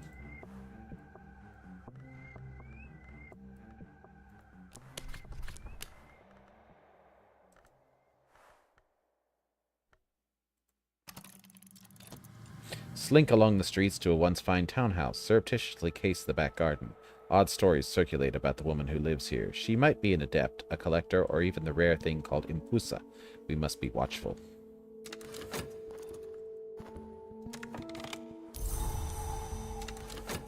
More restlessness incoming.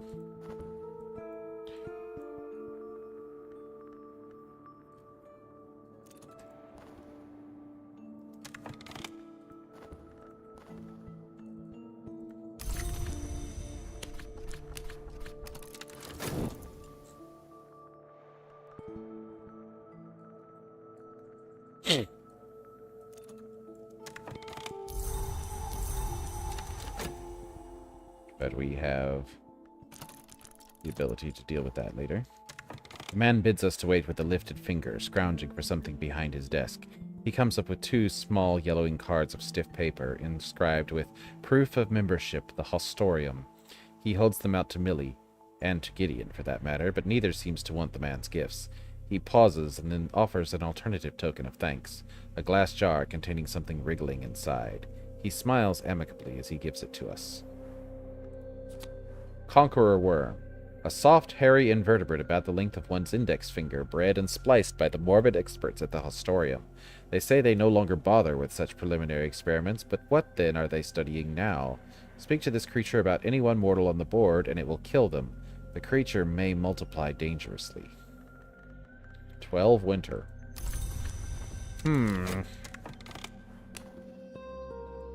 I mean, we could. This small thing is capable of ending only one life, but that one life will be ended. So do we use it on him, or do we talk to Millie about it?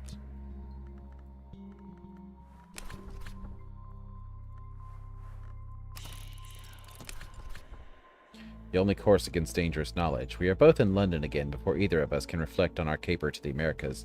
I'm glad that's done with. A ghastly book back in its ghastly place, Millie says, scratching Gideon on his head. Heaven knows how it even ended up out in the world. I mean, we could use it on Lord Gristwood.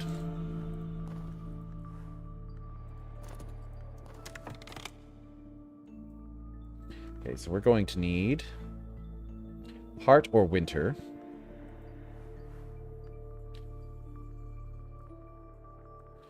Grail and Forge or Knock. Or we have Edge. So we need Heart or Winter.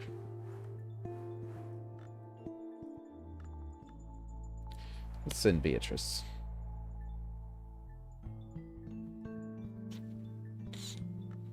We have Moth, so we can use Moth on the next on the Watchers. And we need Forge or Knock, so we can, once we're opening the door, that'll be the last one, so we can send our Shapers for that.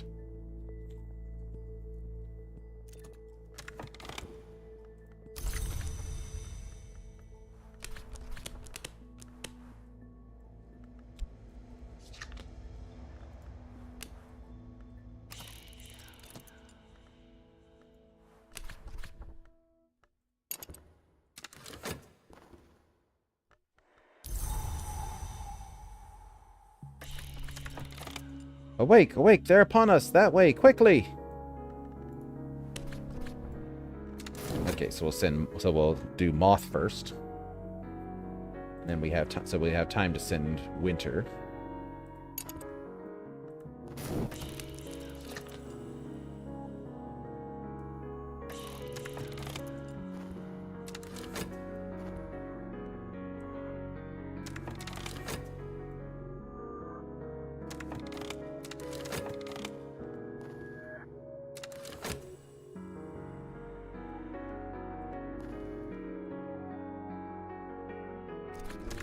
I suppose it's easy to say that place shouldn't exist, she shudders, rubbing her arms.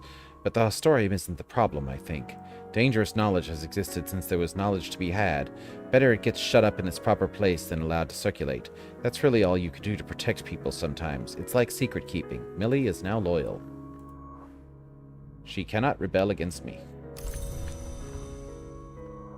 Conqueror Worm can be used to get rid of Lord Gristwood, though.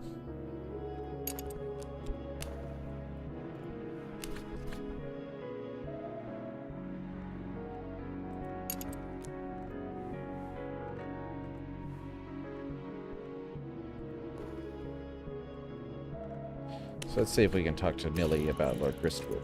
Nope.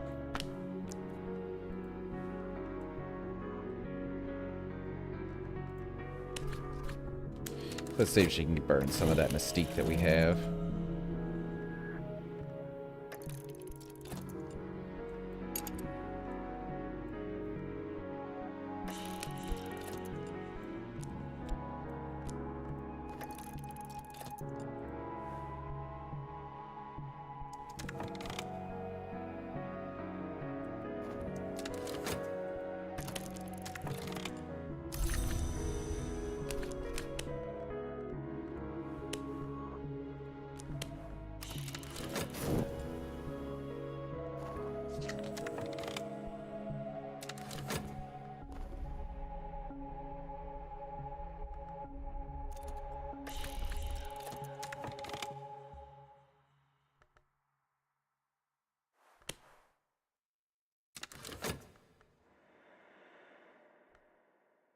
We have some heart. We'll add more heart. And then we can add Millie once she's done with this.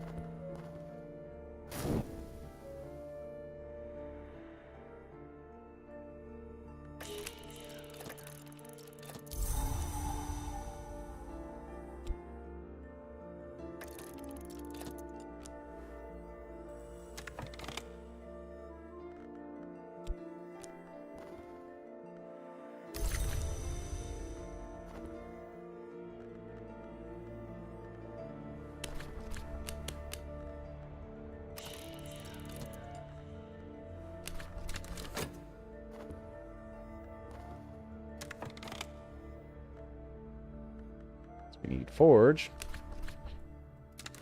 All right there, Roya. Do your thing.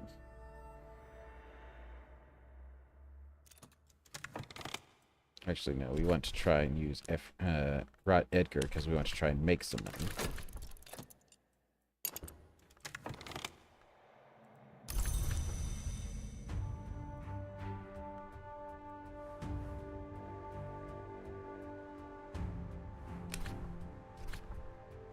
Let's see what Daisy can make. Daisy plugs her spade into the earth, wiping sweat from her forehead as she looks up from the garden.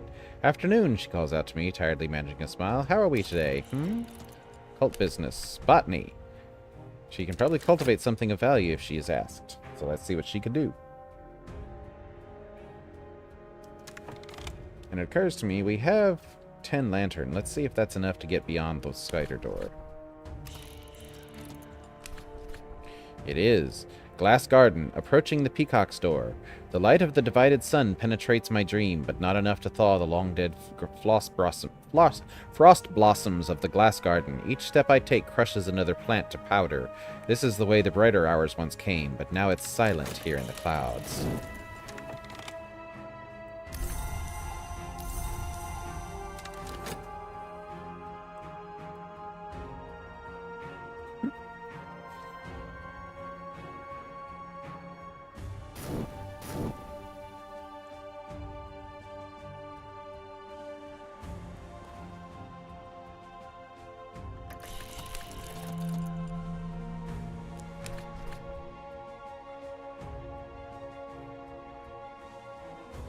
Alright, so we're adding funds. Now we need Heart or Winter.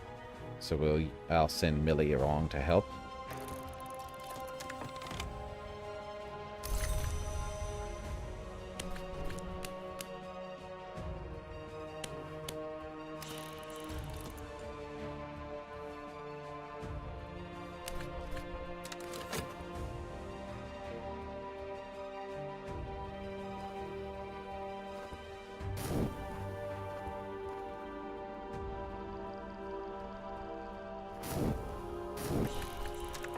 We carry enough heart to quell the curse, probably.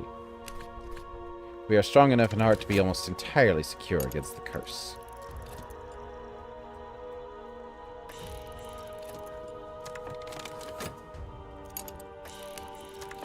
Peacock door, proud and shining amethyst, its glow tinting the snow-pale shapes of the glass garden. This is the highest point where mortals may penetrate the mansus. No crack mars its surface. This is not a door that opens, although it is said it may bleed light. In my dreams, I know the path through the glass garden to the peacock's door, the most admirable of doors, the door which shines like a mirror. Perhaps with the right resources, I can pass it. So this is where we use our Wildering mirror. The peacock's door reflects the mirror I hold in my sleep, and the mirror reflects the peacock's door. Already a sensuous shiver ripples its surface. It aches for fracture, and when that finds that satisfaction, I will enter.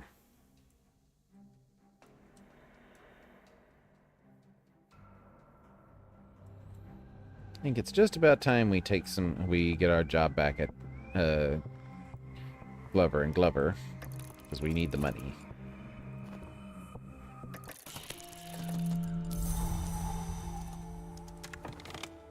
Here we are. Lovely. That should fetch a fair price.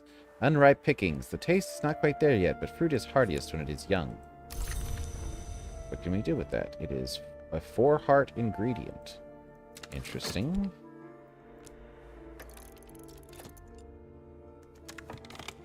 Let's see what Maximilian can do for us. Empty bottles glint in the sunlight of Maximilian's studio. Unfinished portraits lean against the walls. Welcome, he bids me, his long pipe tucked into the corner of his mouth. What's to do, then? Seduce a stranger. My follower knows best how to play to desires orthodox and unorthodox. They will very likely succeed at seducing a prisoner into our clutches.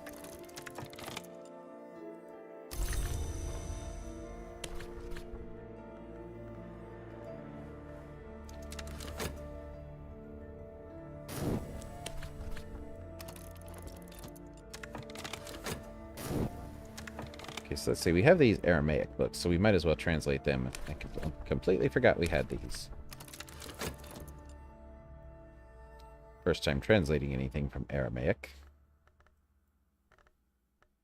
We've got plenty of mystique to confuse the hunter, so hopefully it will last until our notoriety can be exhausted.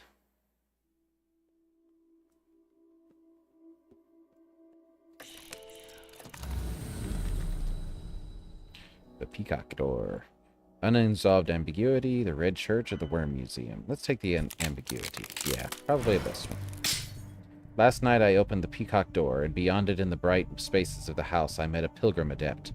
I am almost ready, they said, to pass to the summit of the house, to prepare for the final ascent. Perhaps you'll join me. I will need allies to fight for my place. Here is a story to help you rise. Unresolved ambiguity. In the Mansus, the hours strive one against another. As the struggles are resolved, they iron out the impossible, exalt the possible, tie the fraying braids of what has been into one golden ribbon of future. Everything is resolved. Histories become the past. There are, however, exceptions. Exploring with this may uncover secret locations in the Rending Mountains. 3,000 miles away among the wreck of the oldest empires. And our mirror has shattered. So we will have to reforge it.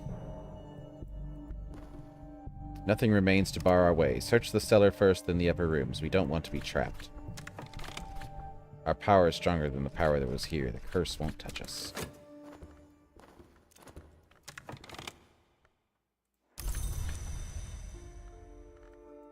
Okay, so before that, we can actually do our quick commission here.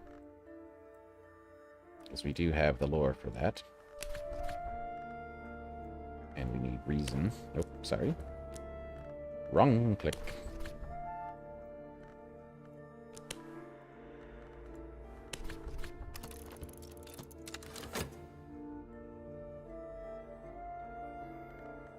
Up, he managed to find a notoriety. Let's hope he's not planning to attack me.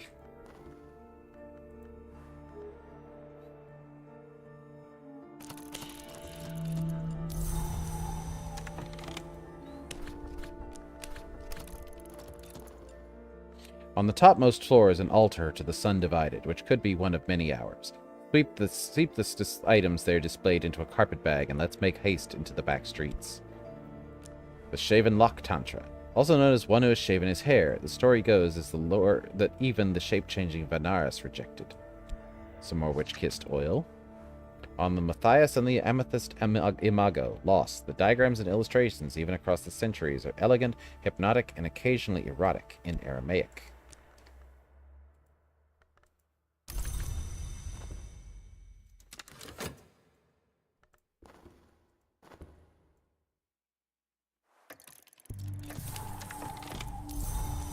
We have a fleeting reminiscence, so that will deal with that fascination. We have money being made.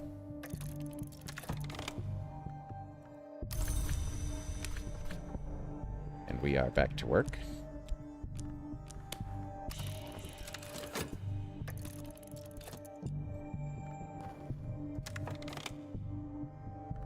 The Sky, the Soul, the grand labor of Cal, the ascetic poet writing at the court of the shadowless kings.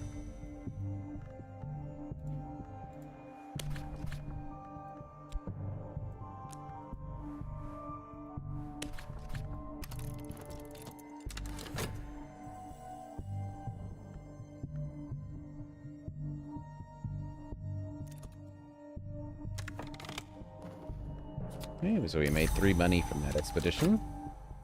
Not bad.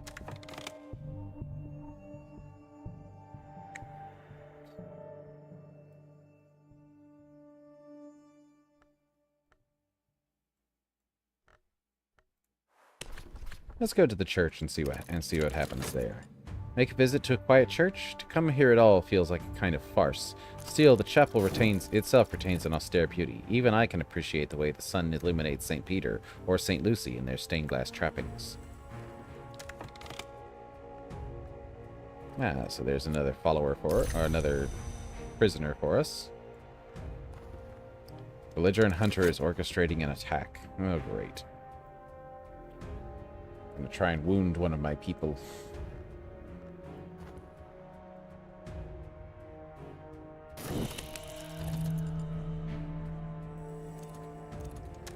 Ripened pickings, the crisp sweetness of maturity. 6 grail ingredient. I sat at one of the frontmost pews today. There I could glimpse the great crucifix, taller than a man, mounted upon the church wall. The wooden Nazarene was weeping, macabre if you dealt on it for too long, but perhaps that was the appeal.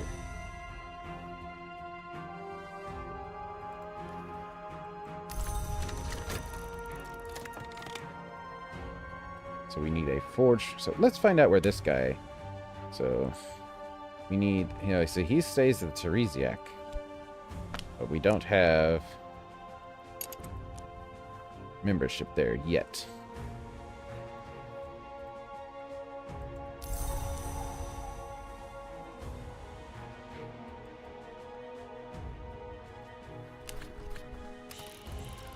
So we need her to fix the mirror.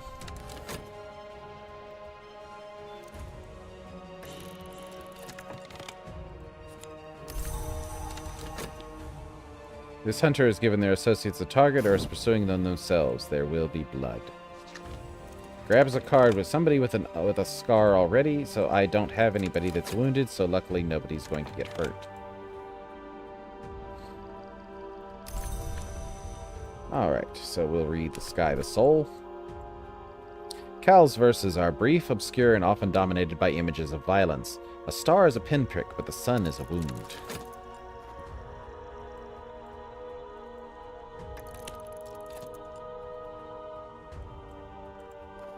Oh, he grabbed Beatrice.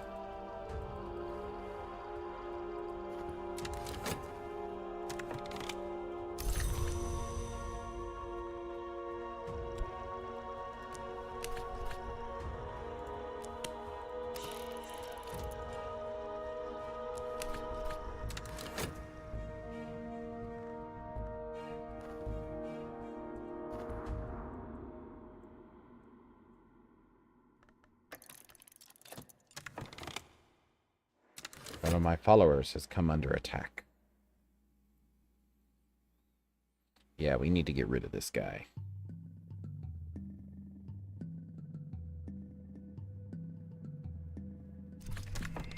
The hunter's assault is swift and merciless. My follower will need medical attention. Well, we can get her that. Mirror is almost finished.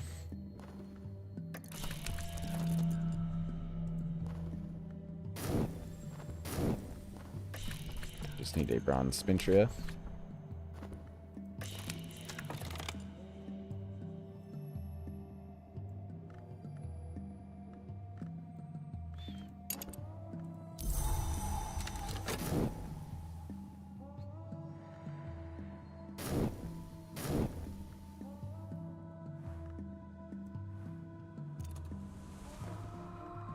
It's always possible to be deader, Cal states. The watchman goes before, none but 7 may go after. Yet surely we are born to the glory as the sparks fly upwards. Formulae concursate. The concursum waits at the lantern of the mansus. It has been called the Chamber of Ways and the Chamber of Endings. Its intricacies are probably beyond human comprehension, but these formulae are our first approximation. Use this in a rite with a knock, a tool, and our thrilling air or other resources of equal power to summon a hint from behind mirrors. So we could upgrade those to 12 now.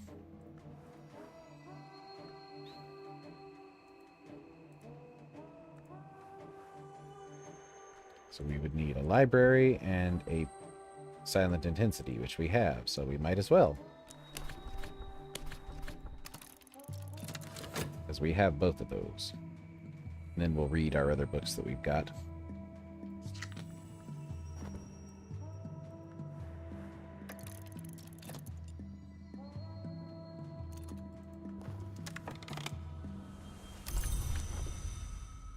Okay, so let's heal Miss Beatrice up.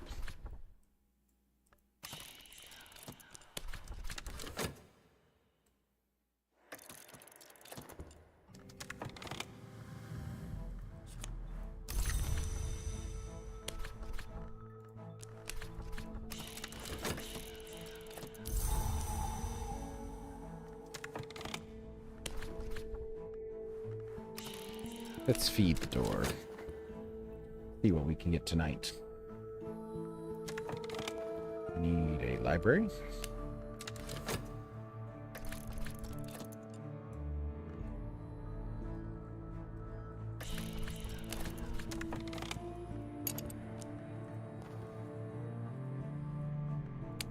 The opens. We don't have open soul. Yes, we do have open soul.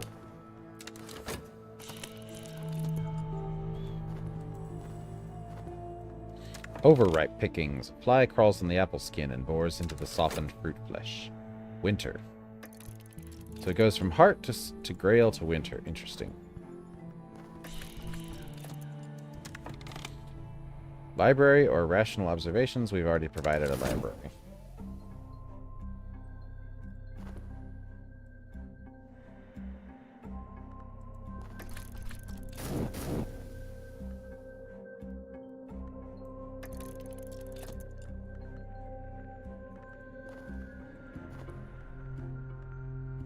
Let's see what we can find at this occult library.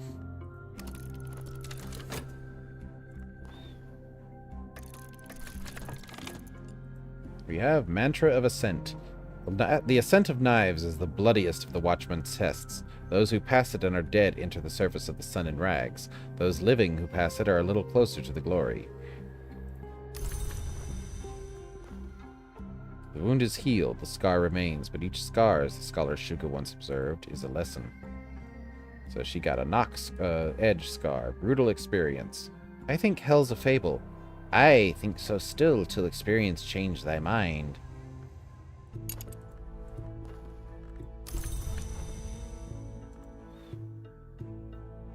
Well, I could give her the allocated heart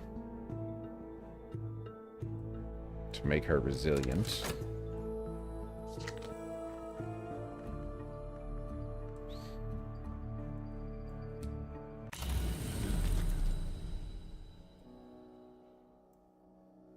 Pounding airs, that's heart influence, the Chamber of Ways, or the Maliary.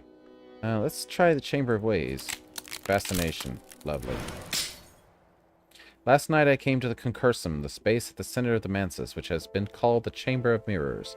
From here the hours may pass to any place in the Mansus. I saw the meniscate rise in the cobalt glory of the chamber's light, dancer lithe, moon bright, and she reflected my face in her own, and this morning that is all I can see.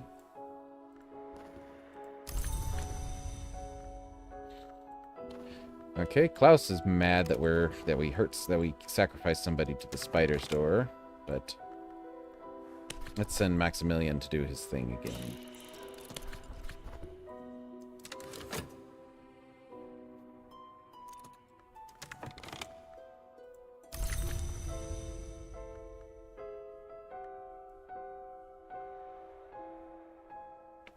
Let's see then. No, we might as well. We need to keep working because we need the money. We have books we can translate. This one is in... This one's translated.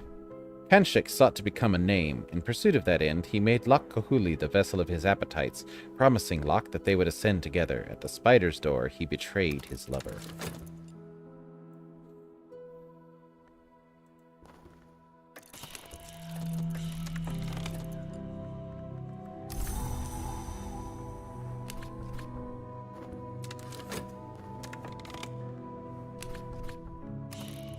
Go back to the peacock door.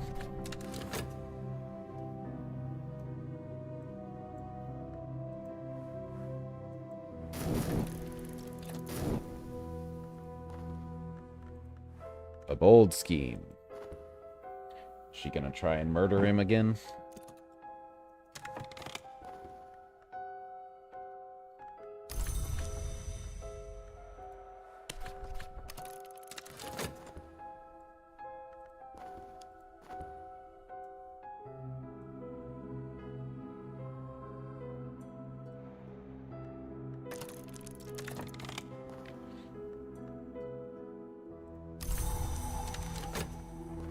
Alright, so we managed to quell his doubts.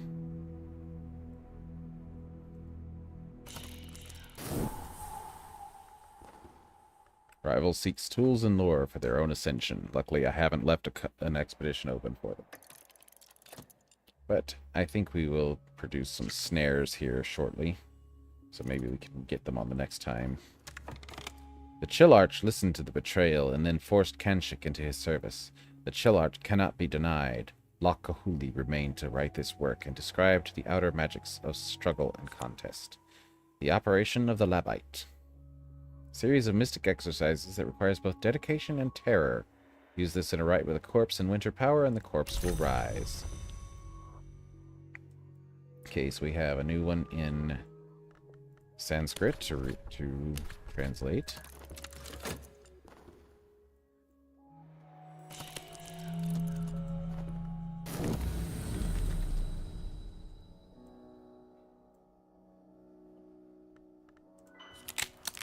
More fascination. We could have got a Vagabond's map if we went the other way. Last night I visited the Red Church, where the Grail conducts its feasts. The light beat through the stained glass windows was all the spectra of red, and the names of the Grail labored to birth a new desire which had, until today, no name at all. I am sticky with the memory of it, and this morning everything I see is tinted ruby.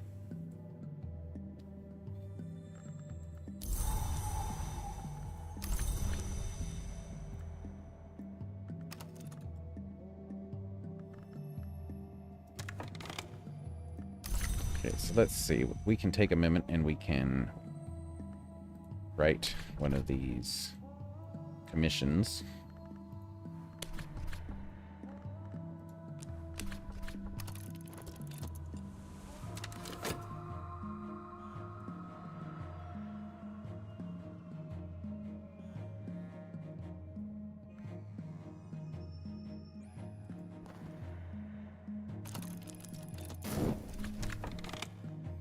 An empty seat in the rear of the auditorium accommodates me. No one sits too closely to another here, and this affords me space to listen.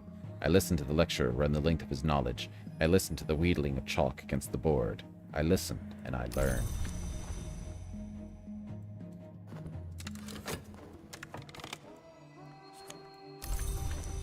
Well, my follower is unable to seduce anyone. So, Atticus, go get rid of that notoriety for me.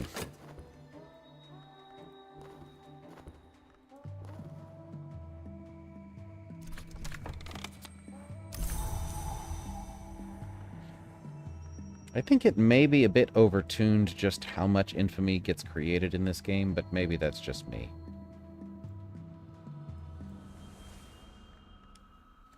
Okay, so we do have that book we wanted to sell, so let's go to Oriflamme's, and we already know Fusine, so we can sell this. This oddity is probably worth something. Let's translate it first.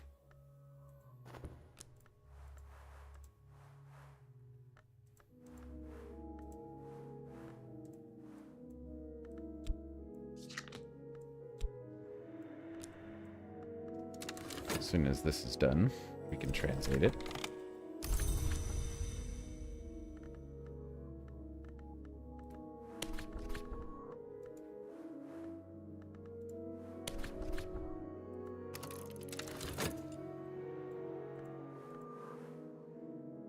Okay, so that's in Aramaic, and it has a rite in it.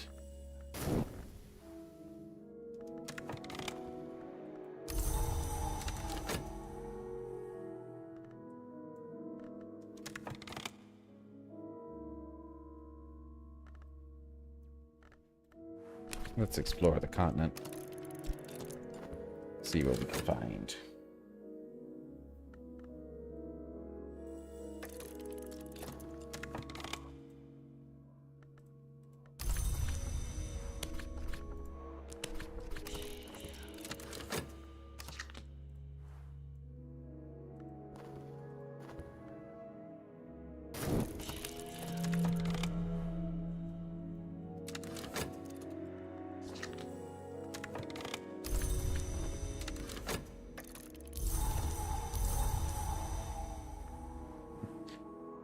Boy, he lasted a long time. I had almost completely forgotten about him down there.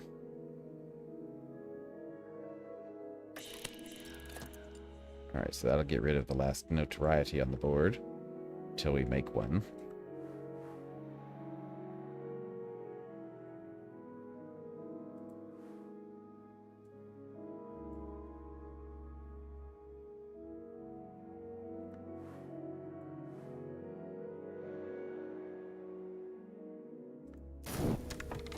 Fermier Abbey. Robert Fermier sent much of his unsavory fortune on the endowment of this monumental, forest-crowded abbey.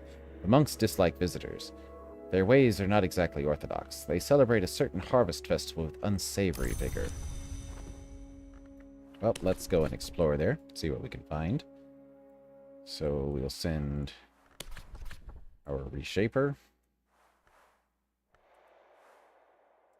So we need moth power.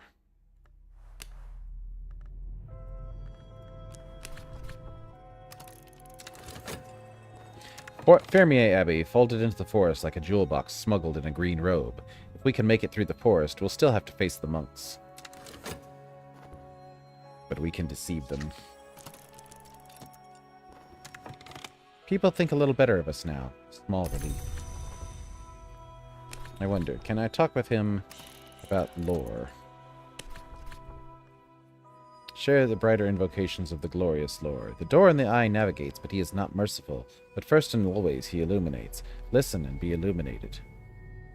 This may tempt the hunter from their path, especially if they're already an idealist, but will always increase your own fascination. Well, yeah, he's an idealist. Or if I use Grim, maybe winter lore? There is a power that commemorates and grieves, from whom nothing is taken, but whom cannot be deceived. I will tell you that power's name. Listen to me.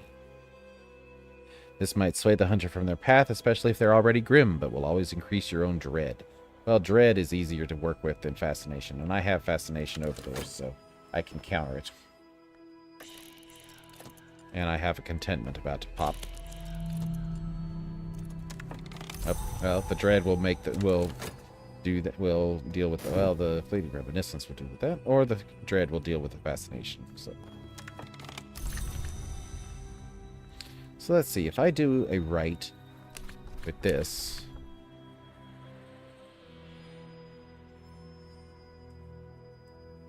I add knock.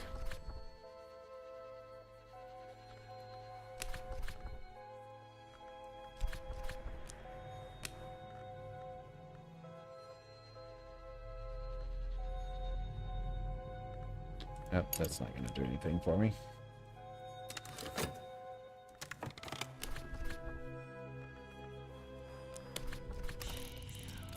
At least not now.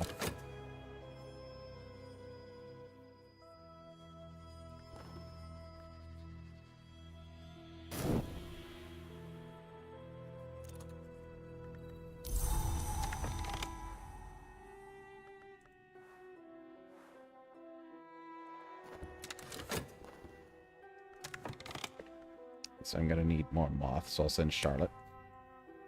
Actually, no, I'll send Lawrence, because he needs to go on a third expedition here.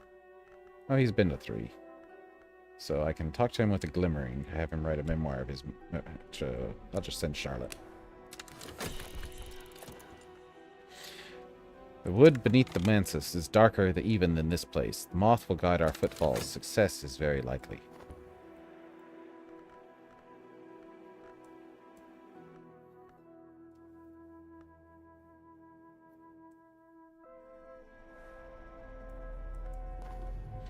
Let's see, I wonder, instead of winter lore, so we know winter might do something. Would edge do anything? No. Forge? No. Knock? No. Heart? No. Grail? No. Moth? So it's either lantern or winter, so we'll use winter.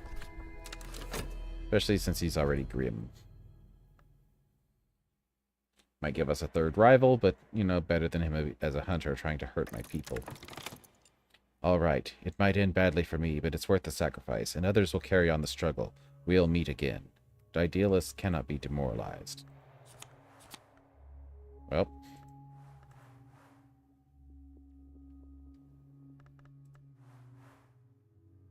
So he's both... So I'm going to have to kill him.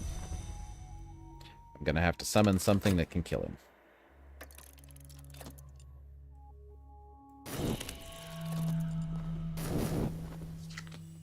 So at least the dread can counter that. Let's see. I could use the worm to kill him for sure. But what a waste. I might need it for something else.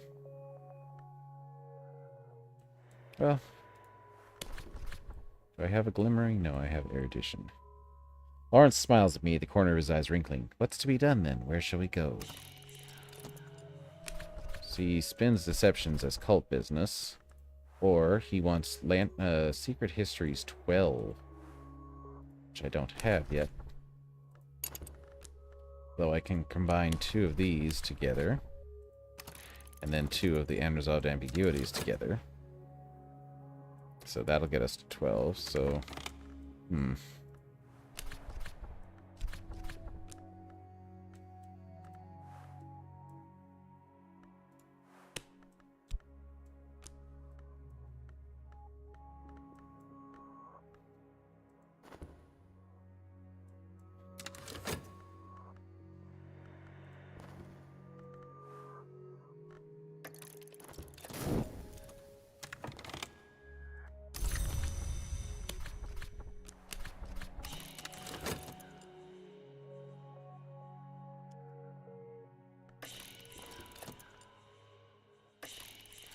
Should have plenty of moth to get past them. Okay, so I need a library, which I have.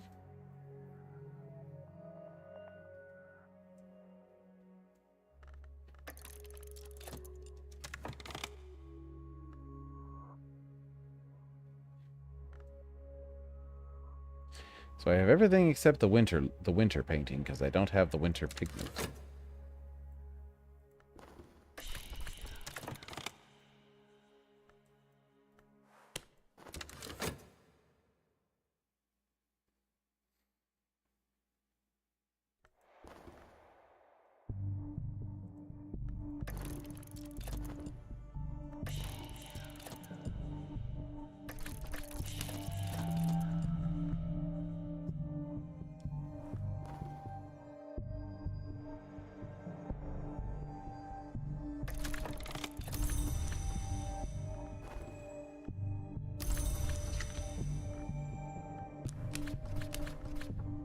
Okay, so we'll increase this to 12. History is less certain than we are taught. I can learn from the study of its blurred edges.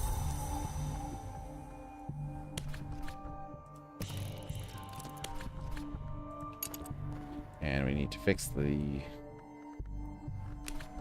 mirror again. Luckily we have another bronze spintria for it.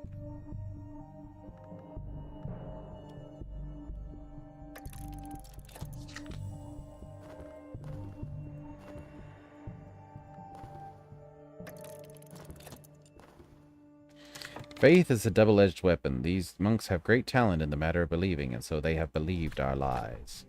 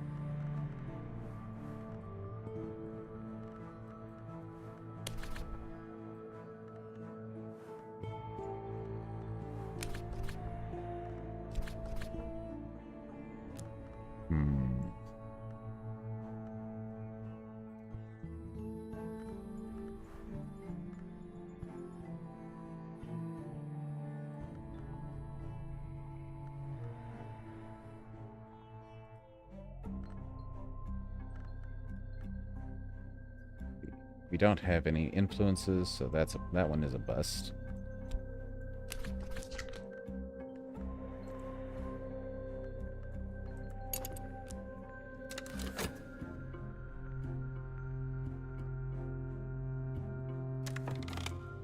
We have commissions that need doing.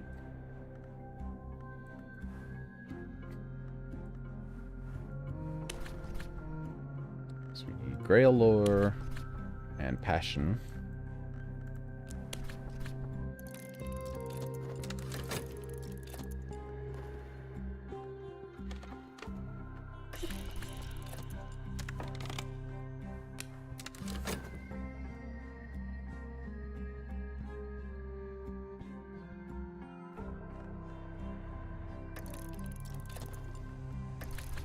The monks and their miseries lie behind us. Here in the chapel courtyard, a great view rises beside a granite altar, lidded like a sarcophagus.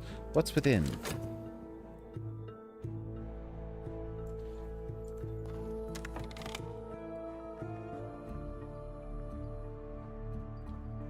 Okay, so we already have provided a library for that.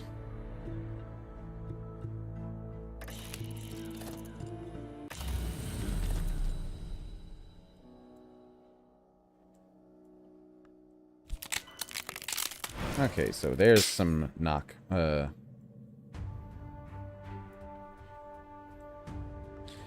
subtle rupture, we can make use of that.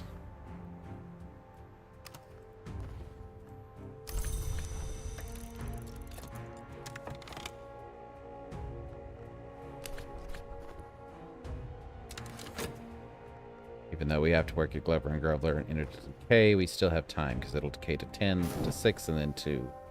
We have time.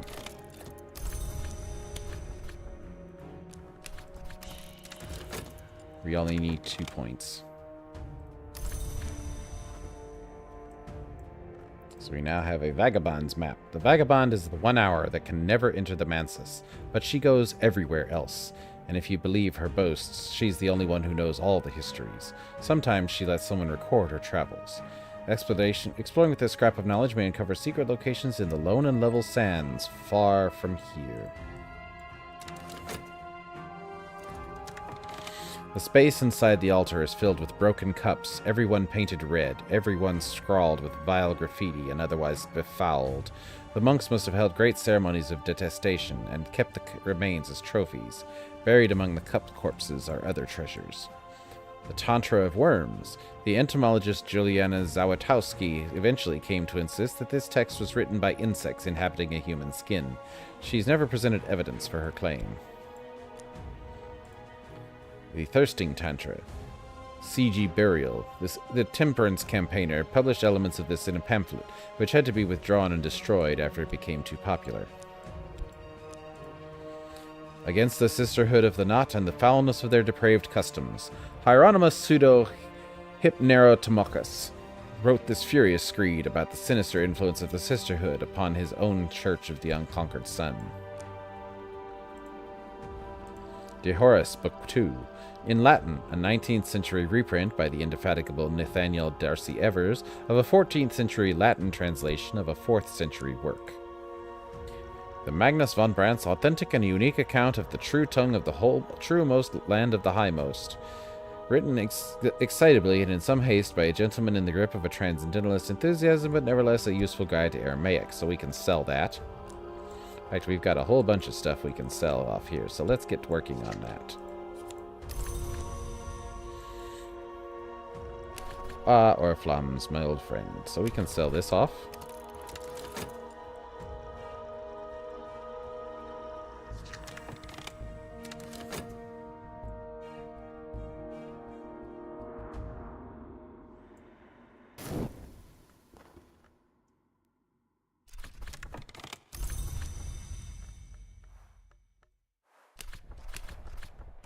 So we'll give Count Jennings his commission.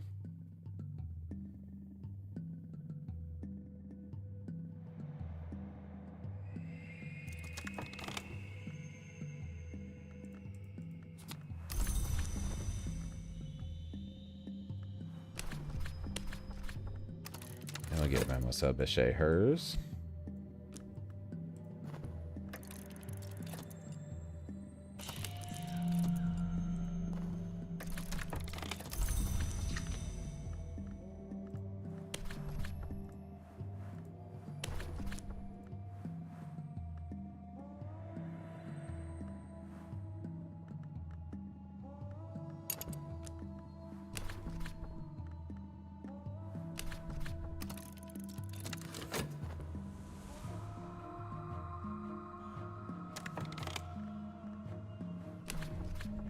The Tantra speaks glowingly of those who are prepared to abandon their old self to seek a new and higher self. It warns that once the change has truly begun, past the third mark, a return to the old self is dangerous and painful. I think we've got this one before, but if we did, so what?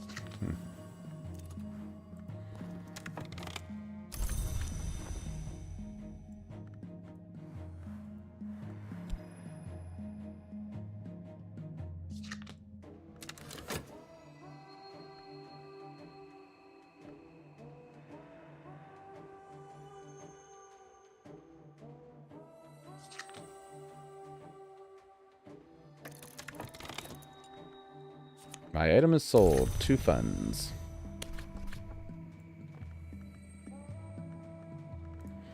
You can sell this off as well. This curiosity will earn you some funds. Sell with caution. There's no way to get it back. Well, we already know Fusine, so that's not a problem. And just to make sure he does not try to grab Beatrice. Beatrice is humming quietly. She does not look at me when she speaks. What's the matter, dear boy? So she wants 4. Well, we have that. Let's find out what she wants from us.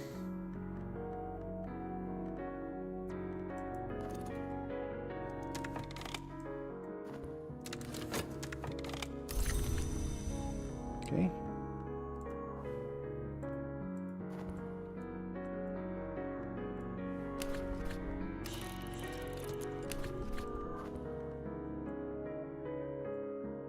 All right, so we had something else we could do. We were planning to do here. Oh, we need to do a rite. We need to do a summoning.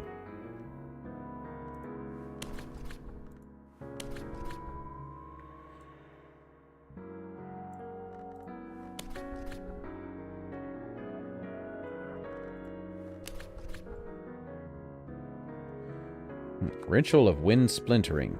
We call upon a power of the lesser name of the wolf divided to divide the gathered influence. This will not be predictable, and if you fail to provide a target for the name, it might target us instead. It requires you to provide influence after its start. You are calling only a minor degree of edge. Ooh. Let's try that the other way around. We need more winter than we do edge.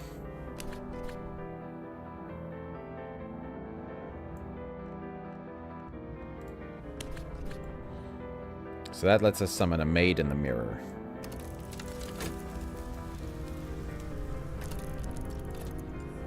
That should help us get rid of Mr. Pesky Investigator here, who's trying to murder my people.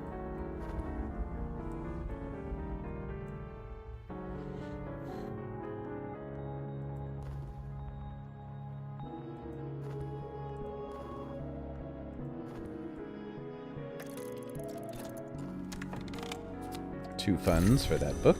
Okay. And we can start selling these off. We have some vitality already, so that's not a problem.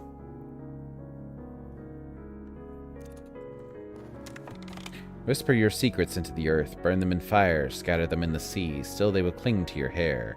The Tantra cautions. It provides an occult riddle that it claims is sometimes the answer to the riddle of the Hunter's Gate. So let's see what else we have here. So we need Sanskrit.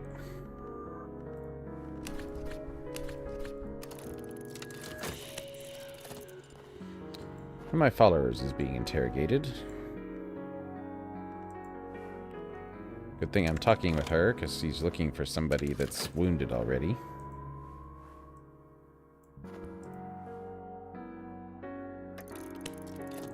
Going after Millie. She smiles emptily at me. Run along now, run along. No meaning can reach Beatrice, not now.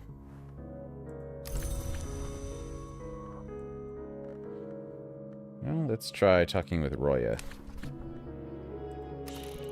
She wants secret histories at least 12. For the first time, Roya looks tired. The call is louder now. Sharper, she mumbles. She brings a crudely drawn map to my attention, pointing to a spot on the Loot Desert. I cannot ignore it anymore. I must go there, recover what was lost.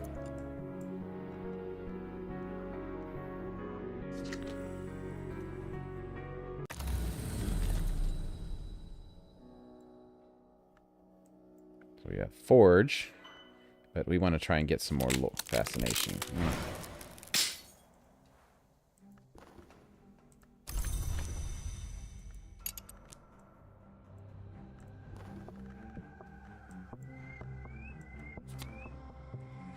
So there's our maid in the mirror, just in time for us to go back to work at Glover and Glover.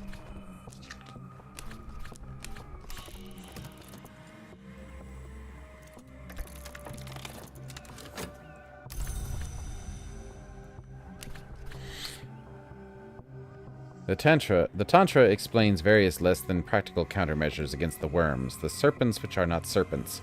Moth and Winter are closest to them, and so understand their weaknesses, but both have their own perils. The Lionsmith crushes them, but that's not recommended for mortals. As luck would have it, my follower was able to hold their own against the assault. My adversary will retreat for now, but I am not careful with my reputation. I can expect another attack in short order.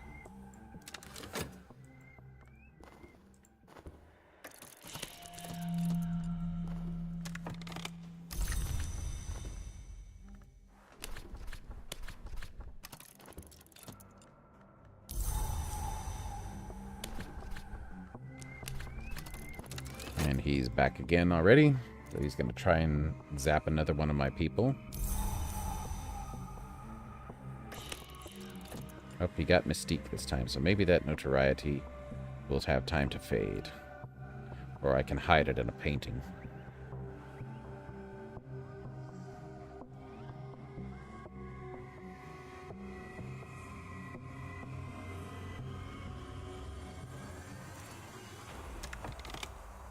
Lut. The soldiers called it the empty plain in the old days. Now only the sun and the sand, nowhere for them to hide, Roya mutters. She clenches both her fists. Grave of the General's 100. In the days of the Archimenids, this place was first a battlefield, then tomb. The monuments here celebrate the last acts of ferocious men, and the might of the enemy they slew. Ahura always liked infighting, Roya says grimly. It determines the strongest. Okay, so as soon as we're done selling this item, we got 2 funds for it. So let's go and see what Roya needs us to do.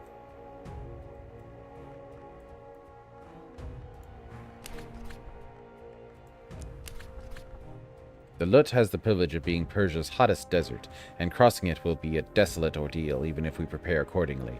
The tomb of the Achaemenids, built among the dunes, has stood the test of 22 centuries, and it will not yield easily now. And the soldierly dead, they may very well rise to challenge any trespassers.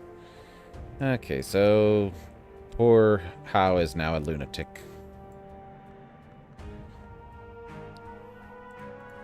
But we'll send some moth power along with... Actually, instead of that, we can send the maid and the mirror, since our hunter is busy right now. And we'll send 2 funds just to make sure we have enough time. We have enough money.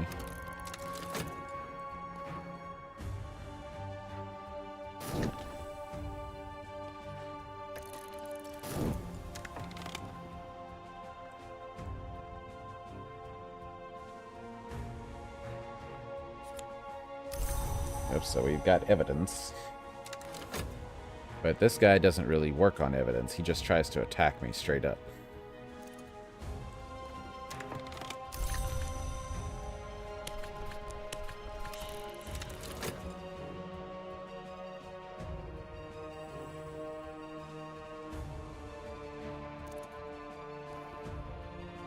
The worms have always been eager to inhabit us. Here are the practices which make this inhospitable to them. There are diagrams. The diagrams are not good to look upon, and none of them practices they depict would allow the subject to survive.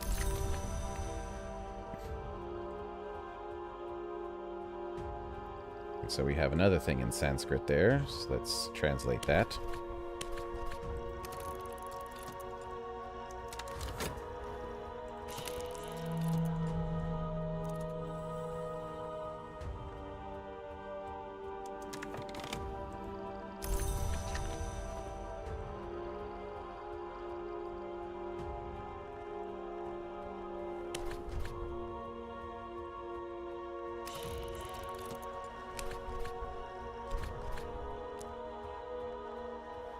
Go do some money. Illicit manufacture. My reshaper can go to work at illegal laboratories and shadowy manufactories. There's a very small chance that things will go awry.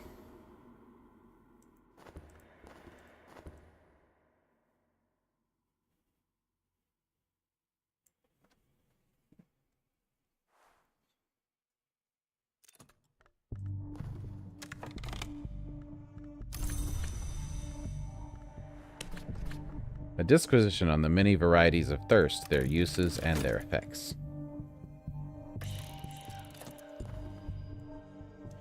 Okay, so we have the Fretful Dead. Edge or Winter. So we have 10 Edge and 10 Winter. We have Forge. And we have Forge. So we should be good.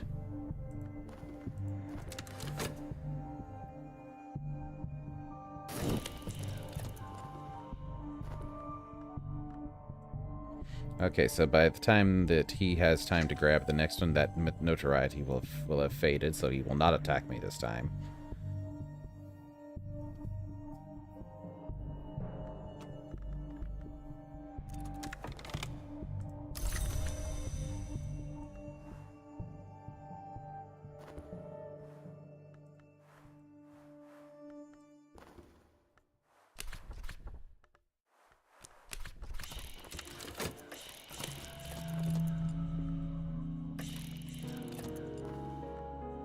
Our forge skills should keep us safe and lead us through the baking rocks to the green places. We'll almost certainly be fine.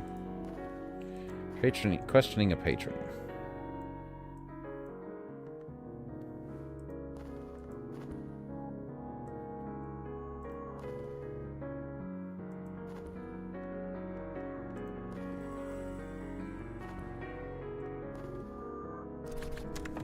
The Tantra describes how the satisfaction of thirst may allow a mortal to rise into the service of the thirsting power, but warns of the consequences of rejecting those rarer thirsts or common ones.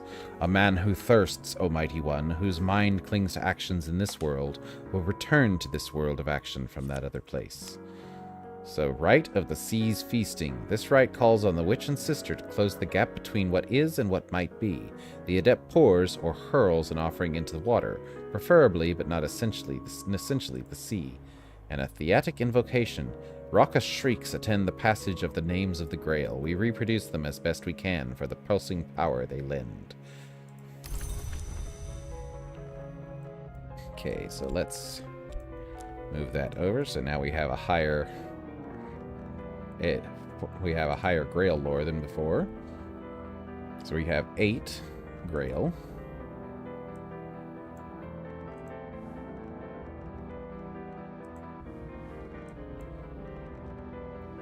So we have an Aramaic text there, so we'll translate that around.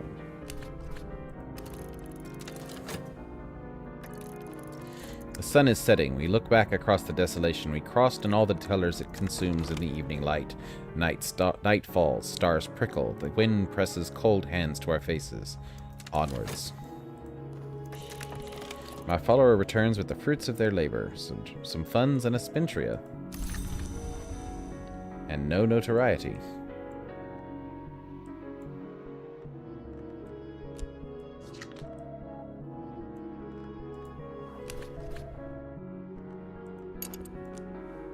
Let's see what Mademoiselle Bechet wants now.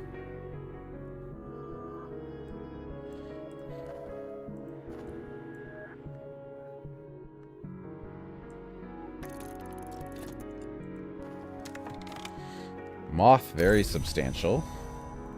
Jennings.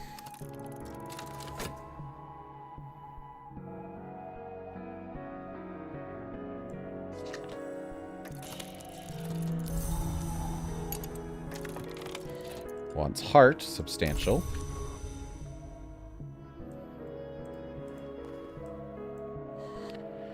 And let's see. Let's see what Josephine. So,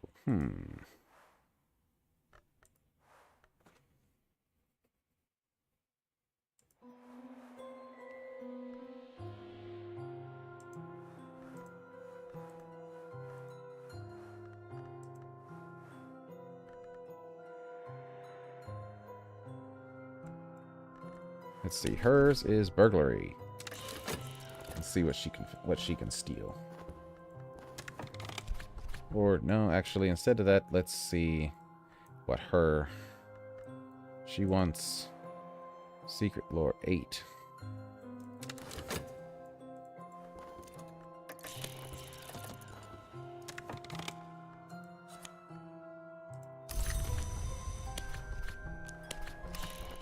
So we need to go a dreamin' again.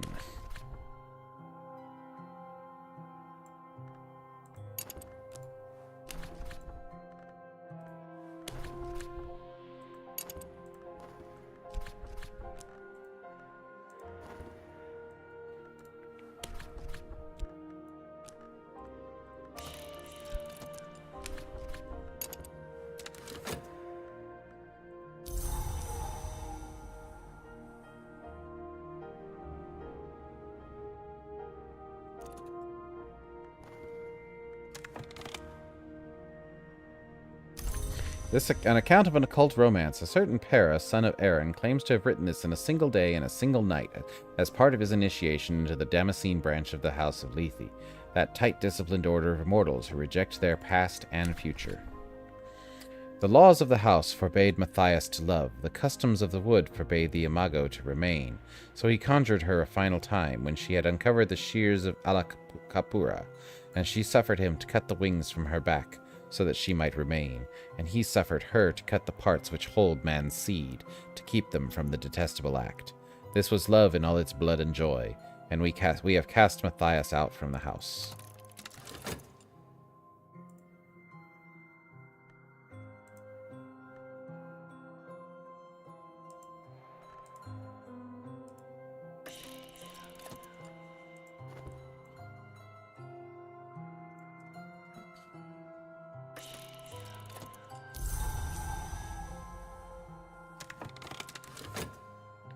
As soon as we're done dreaming, we'll cure that affliction.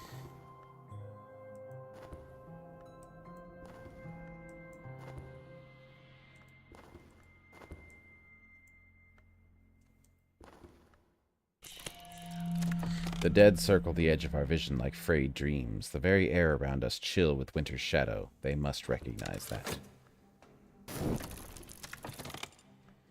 She nods almost too quickly, too vigorously, and hurries away from me while muttering something about idle hands.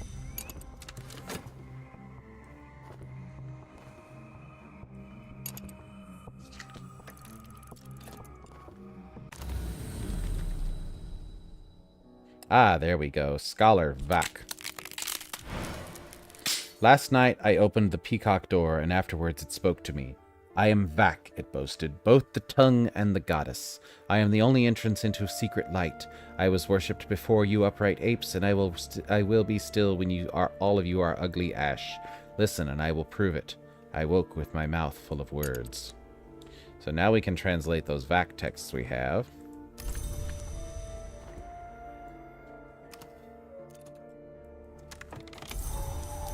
So we got dread and fascination, so we can cure those. But first, let's cure this affliction before it decays. Well, we have time.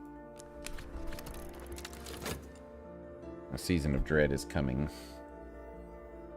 But the fascination, we can cure that with the fleeting reminiscence, which will not last, but we'll make do.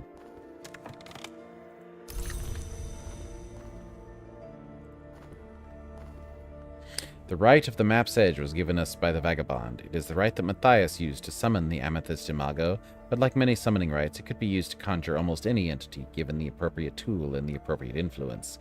Use it gently in memory of the name and the long who suffered those agonies that they might be joined. Well, we already have right of the map's edge, so no loss there. We will use our scholar back to translate these new books.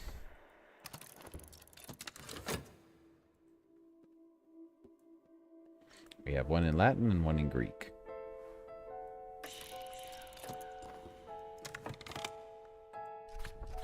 The dead draw back, their almost faces flat and watchful. They will not trouble us.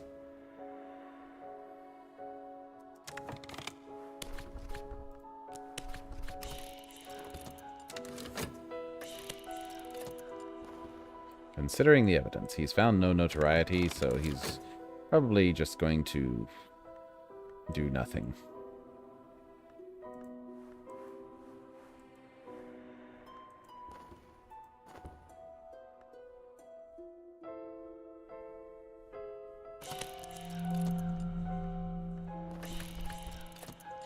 We will call upon the Forge of Days, who will end all nights. We will almost certainly shatter this warded door.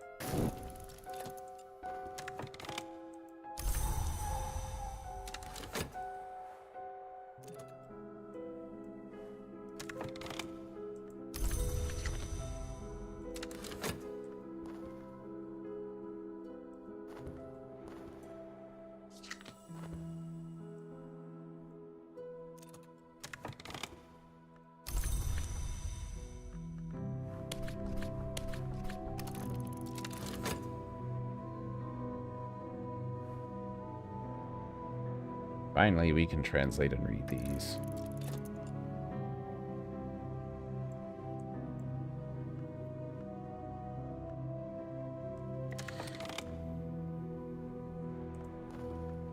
All doors must open as all lives must end. This door has found its end here today.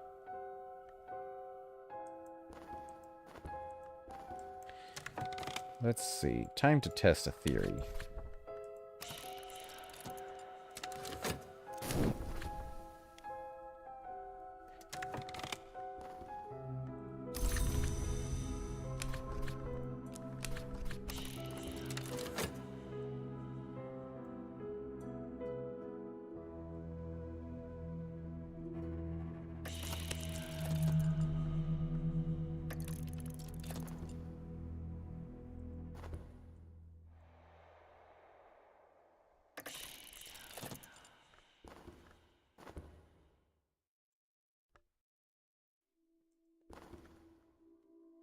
Here, the innermost crypt. Skeletons braided with brass and iron have been positioned with spears, swords.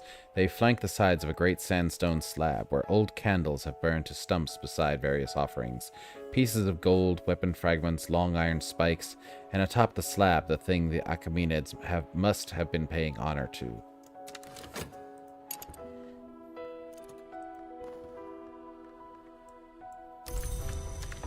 Okay, so we might have a problem here, so we're going to generate some notoriety. So let's hope that he can grab the notoriety away from the hunter.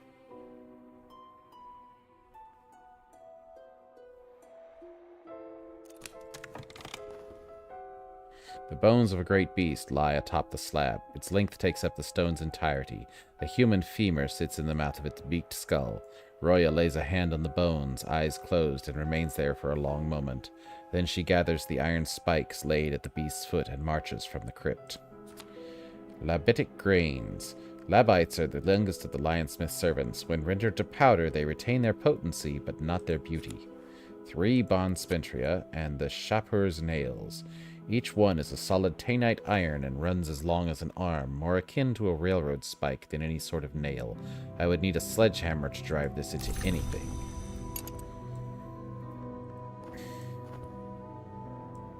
So let's see, we need some contentment. So let's try going to the theater.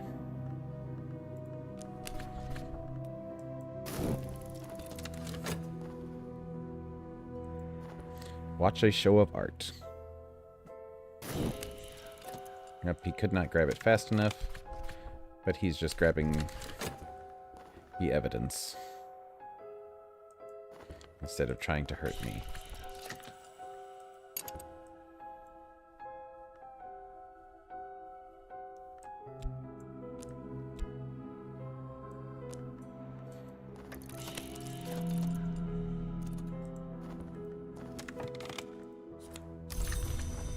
Yeah, let's do some of these commissions we've got. So we have a moth one we can use. So we need 2 passion and moth. 60 seconds. That's fine. And we'll read these 2 books. On the Matter and Deeds of Serpents. This was probably the Prophecies of the Naga, rendered in English and illustrated by William Midnight in Paris in the 1880s, but it shows a number of divergences from that text. It is certainly quite recent by the standards of Vak texts. The serpent folk, called the Great Hooded Princes, came to know the order called the House of Lethe, and warred across the miles with them. They made an alliance with the Mother of Ants, whose children they had been.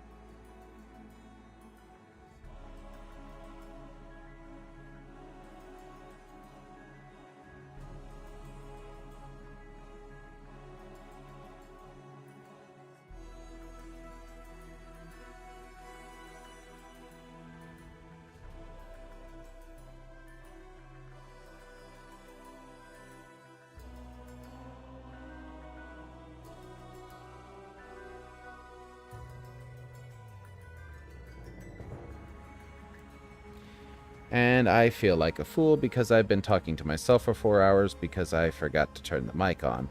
But we can go ahead and worry about that later. But, so if you've been enjoying watching this, please leave a like or a comment down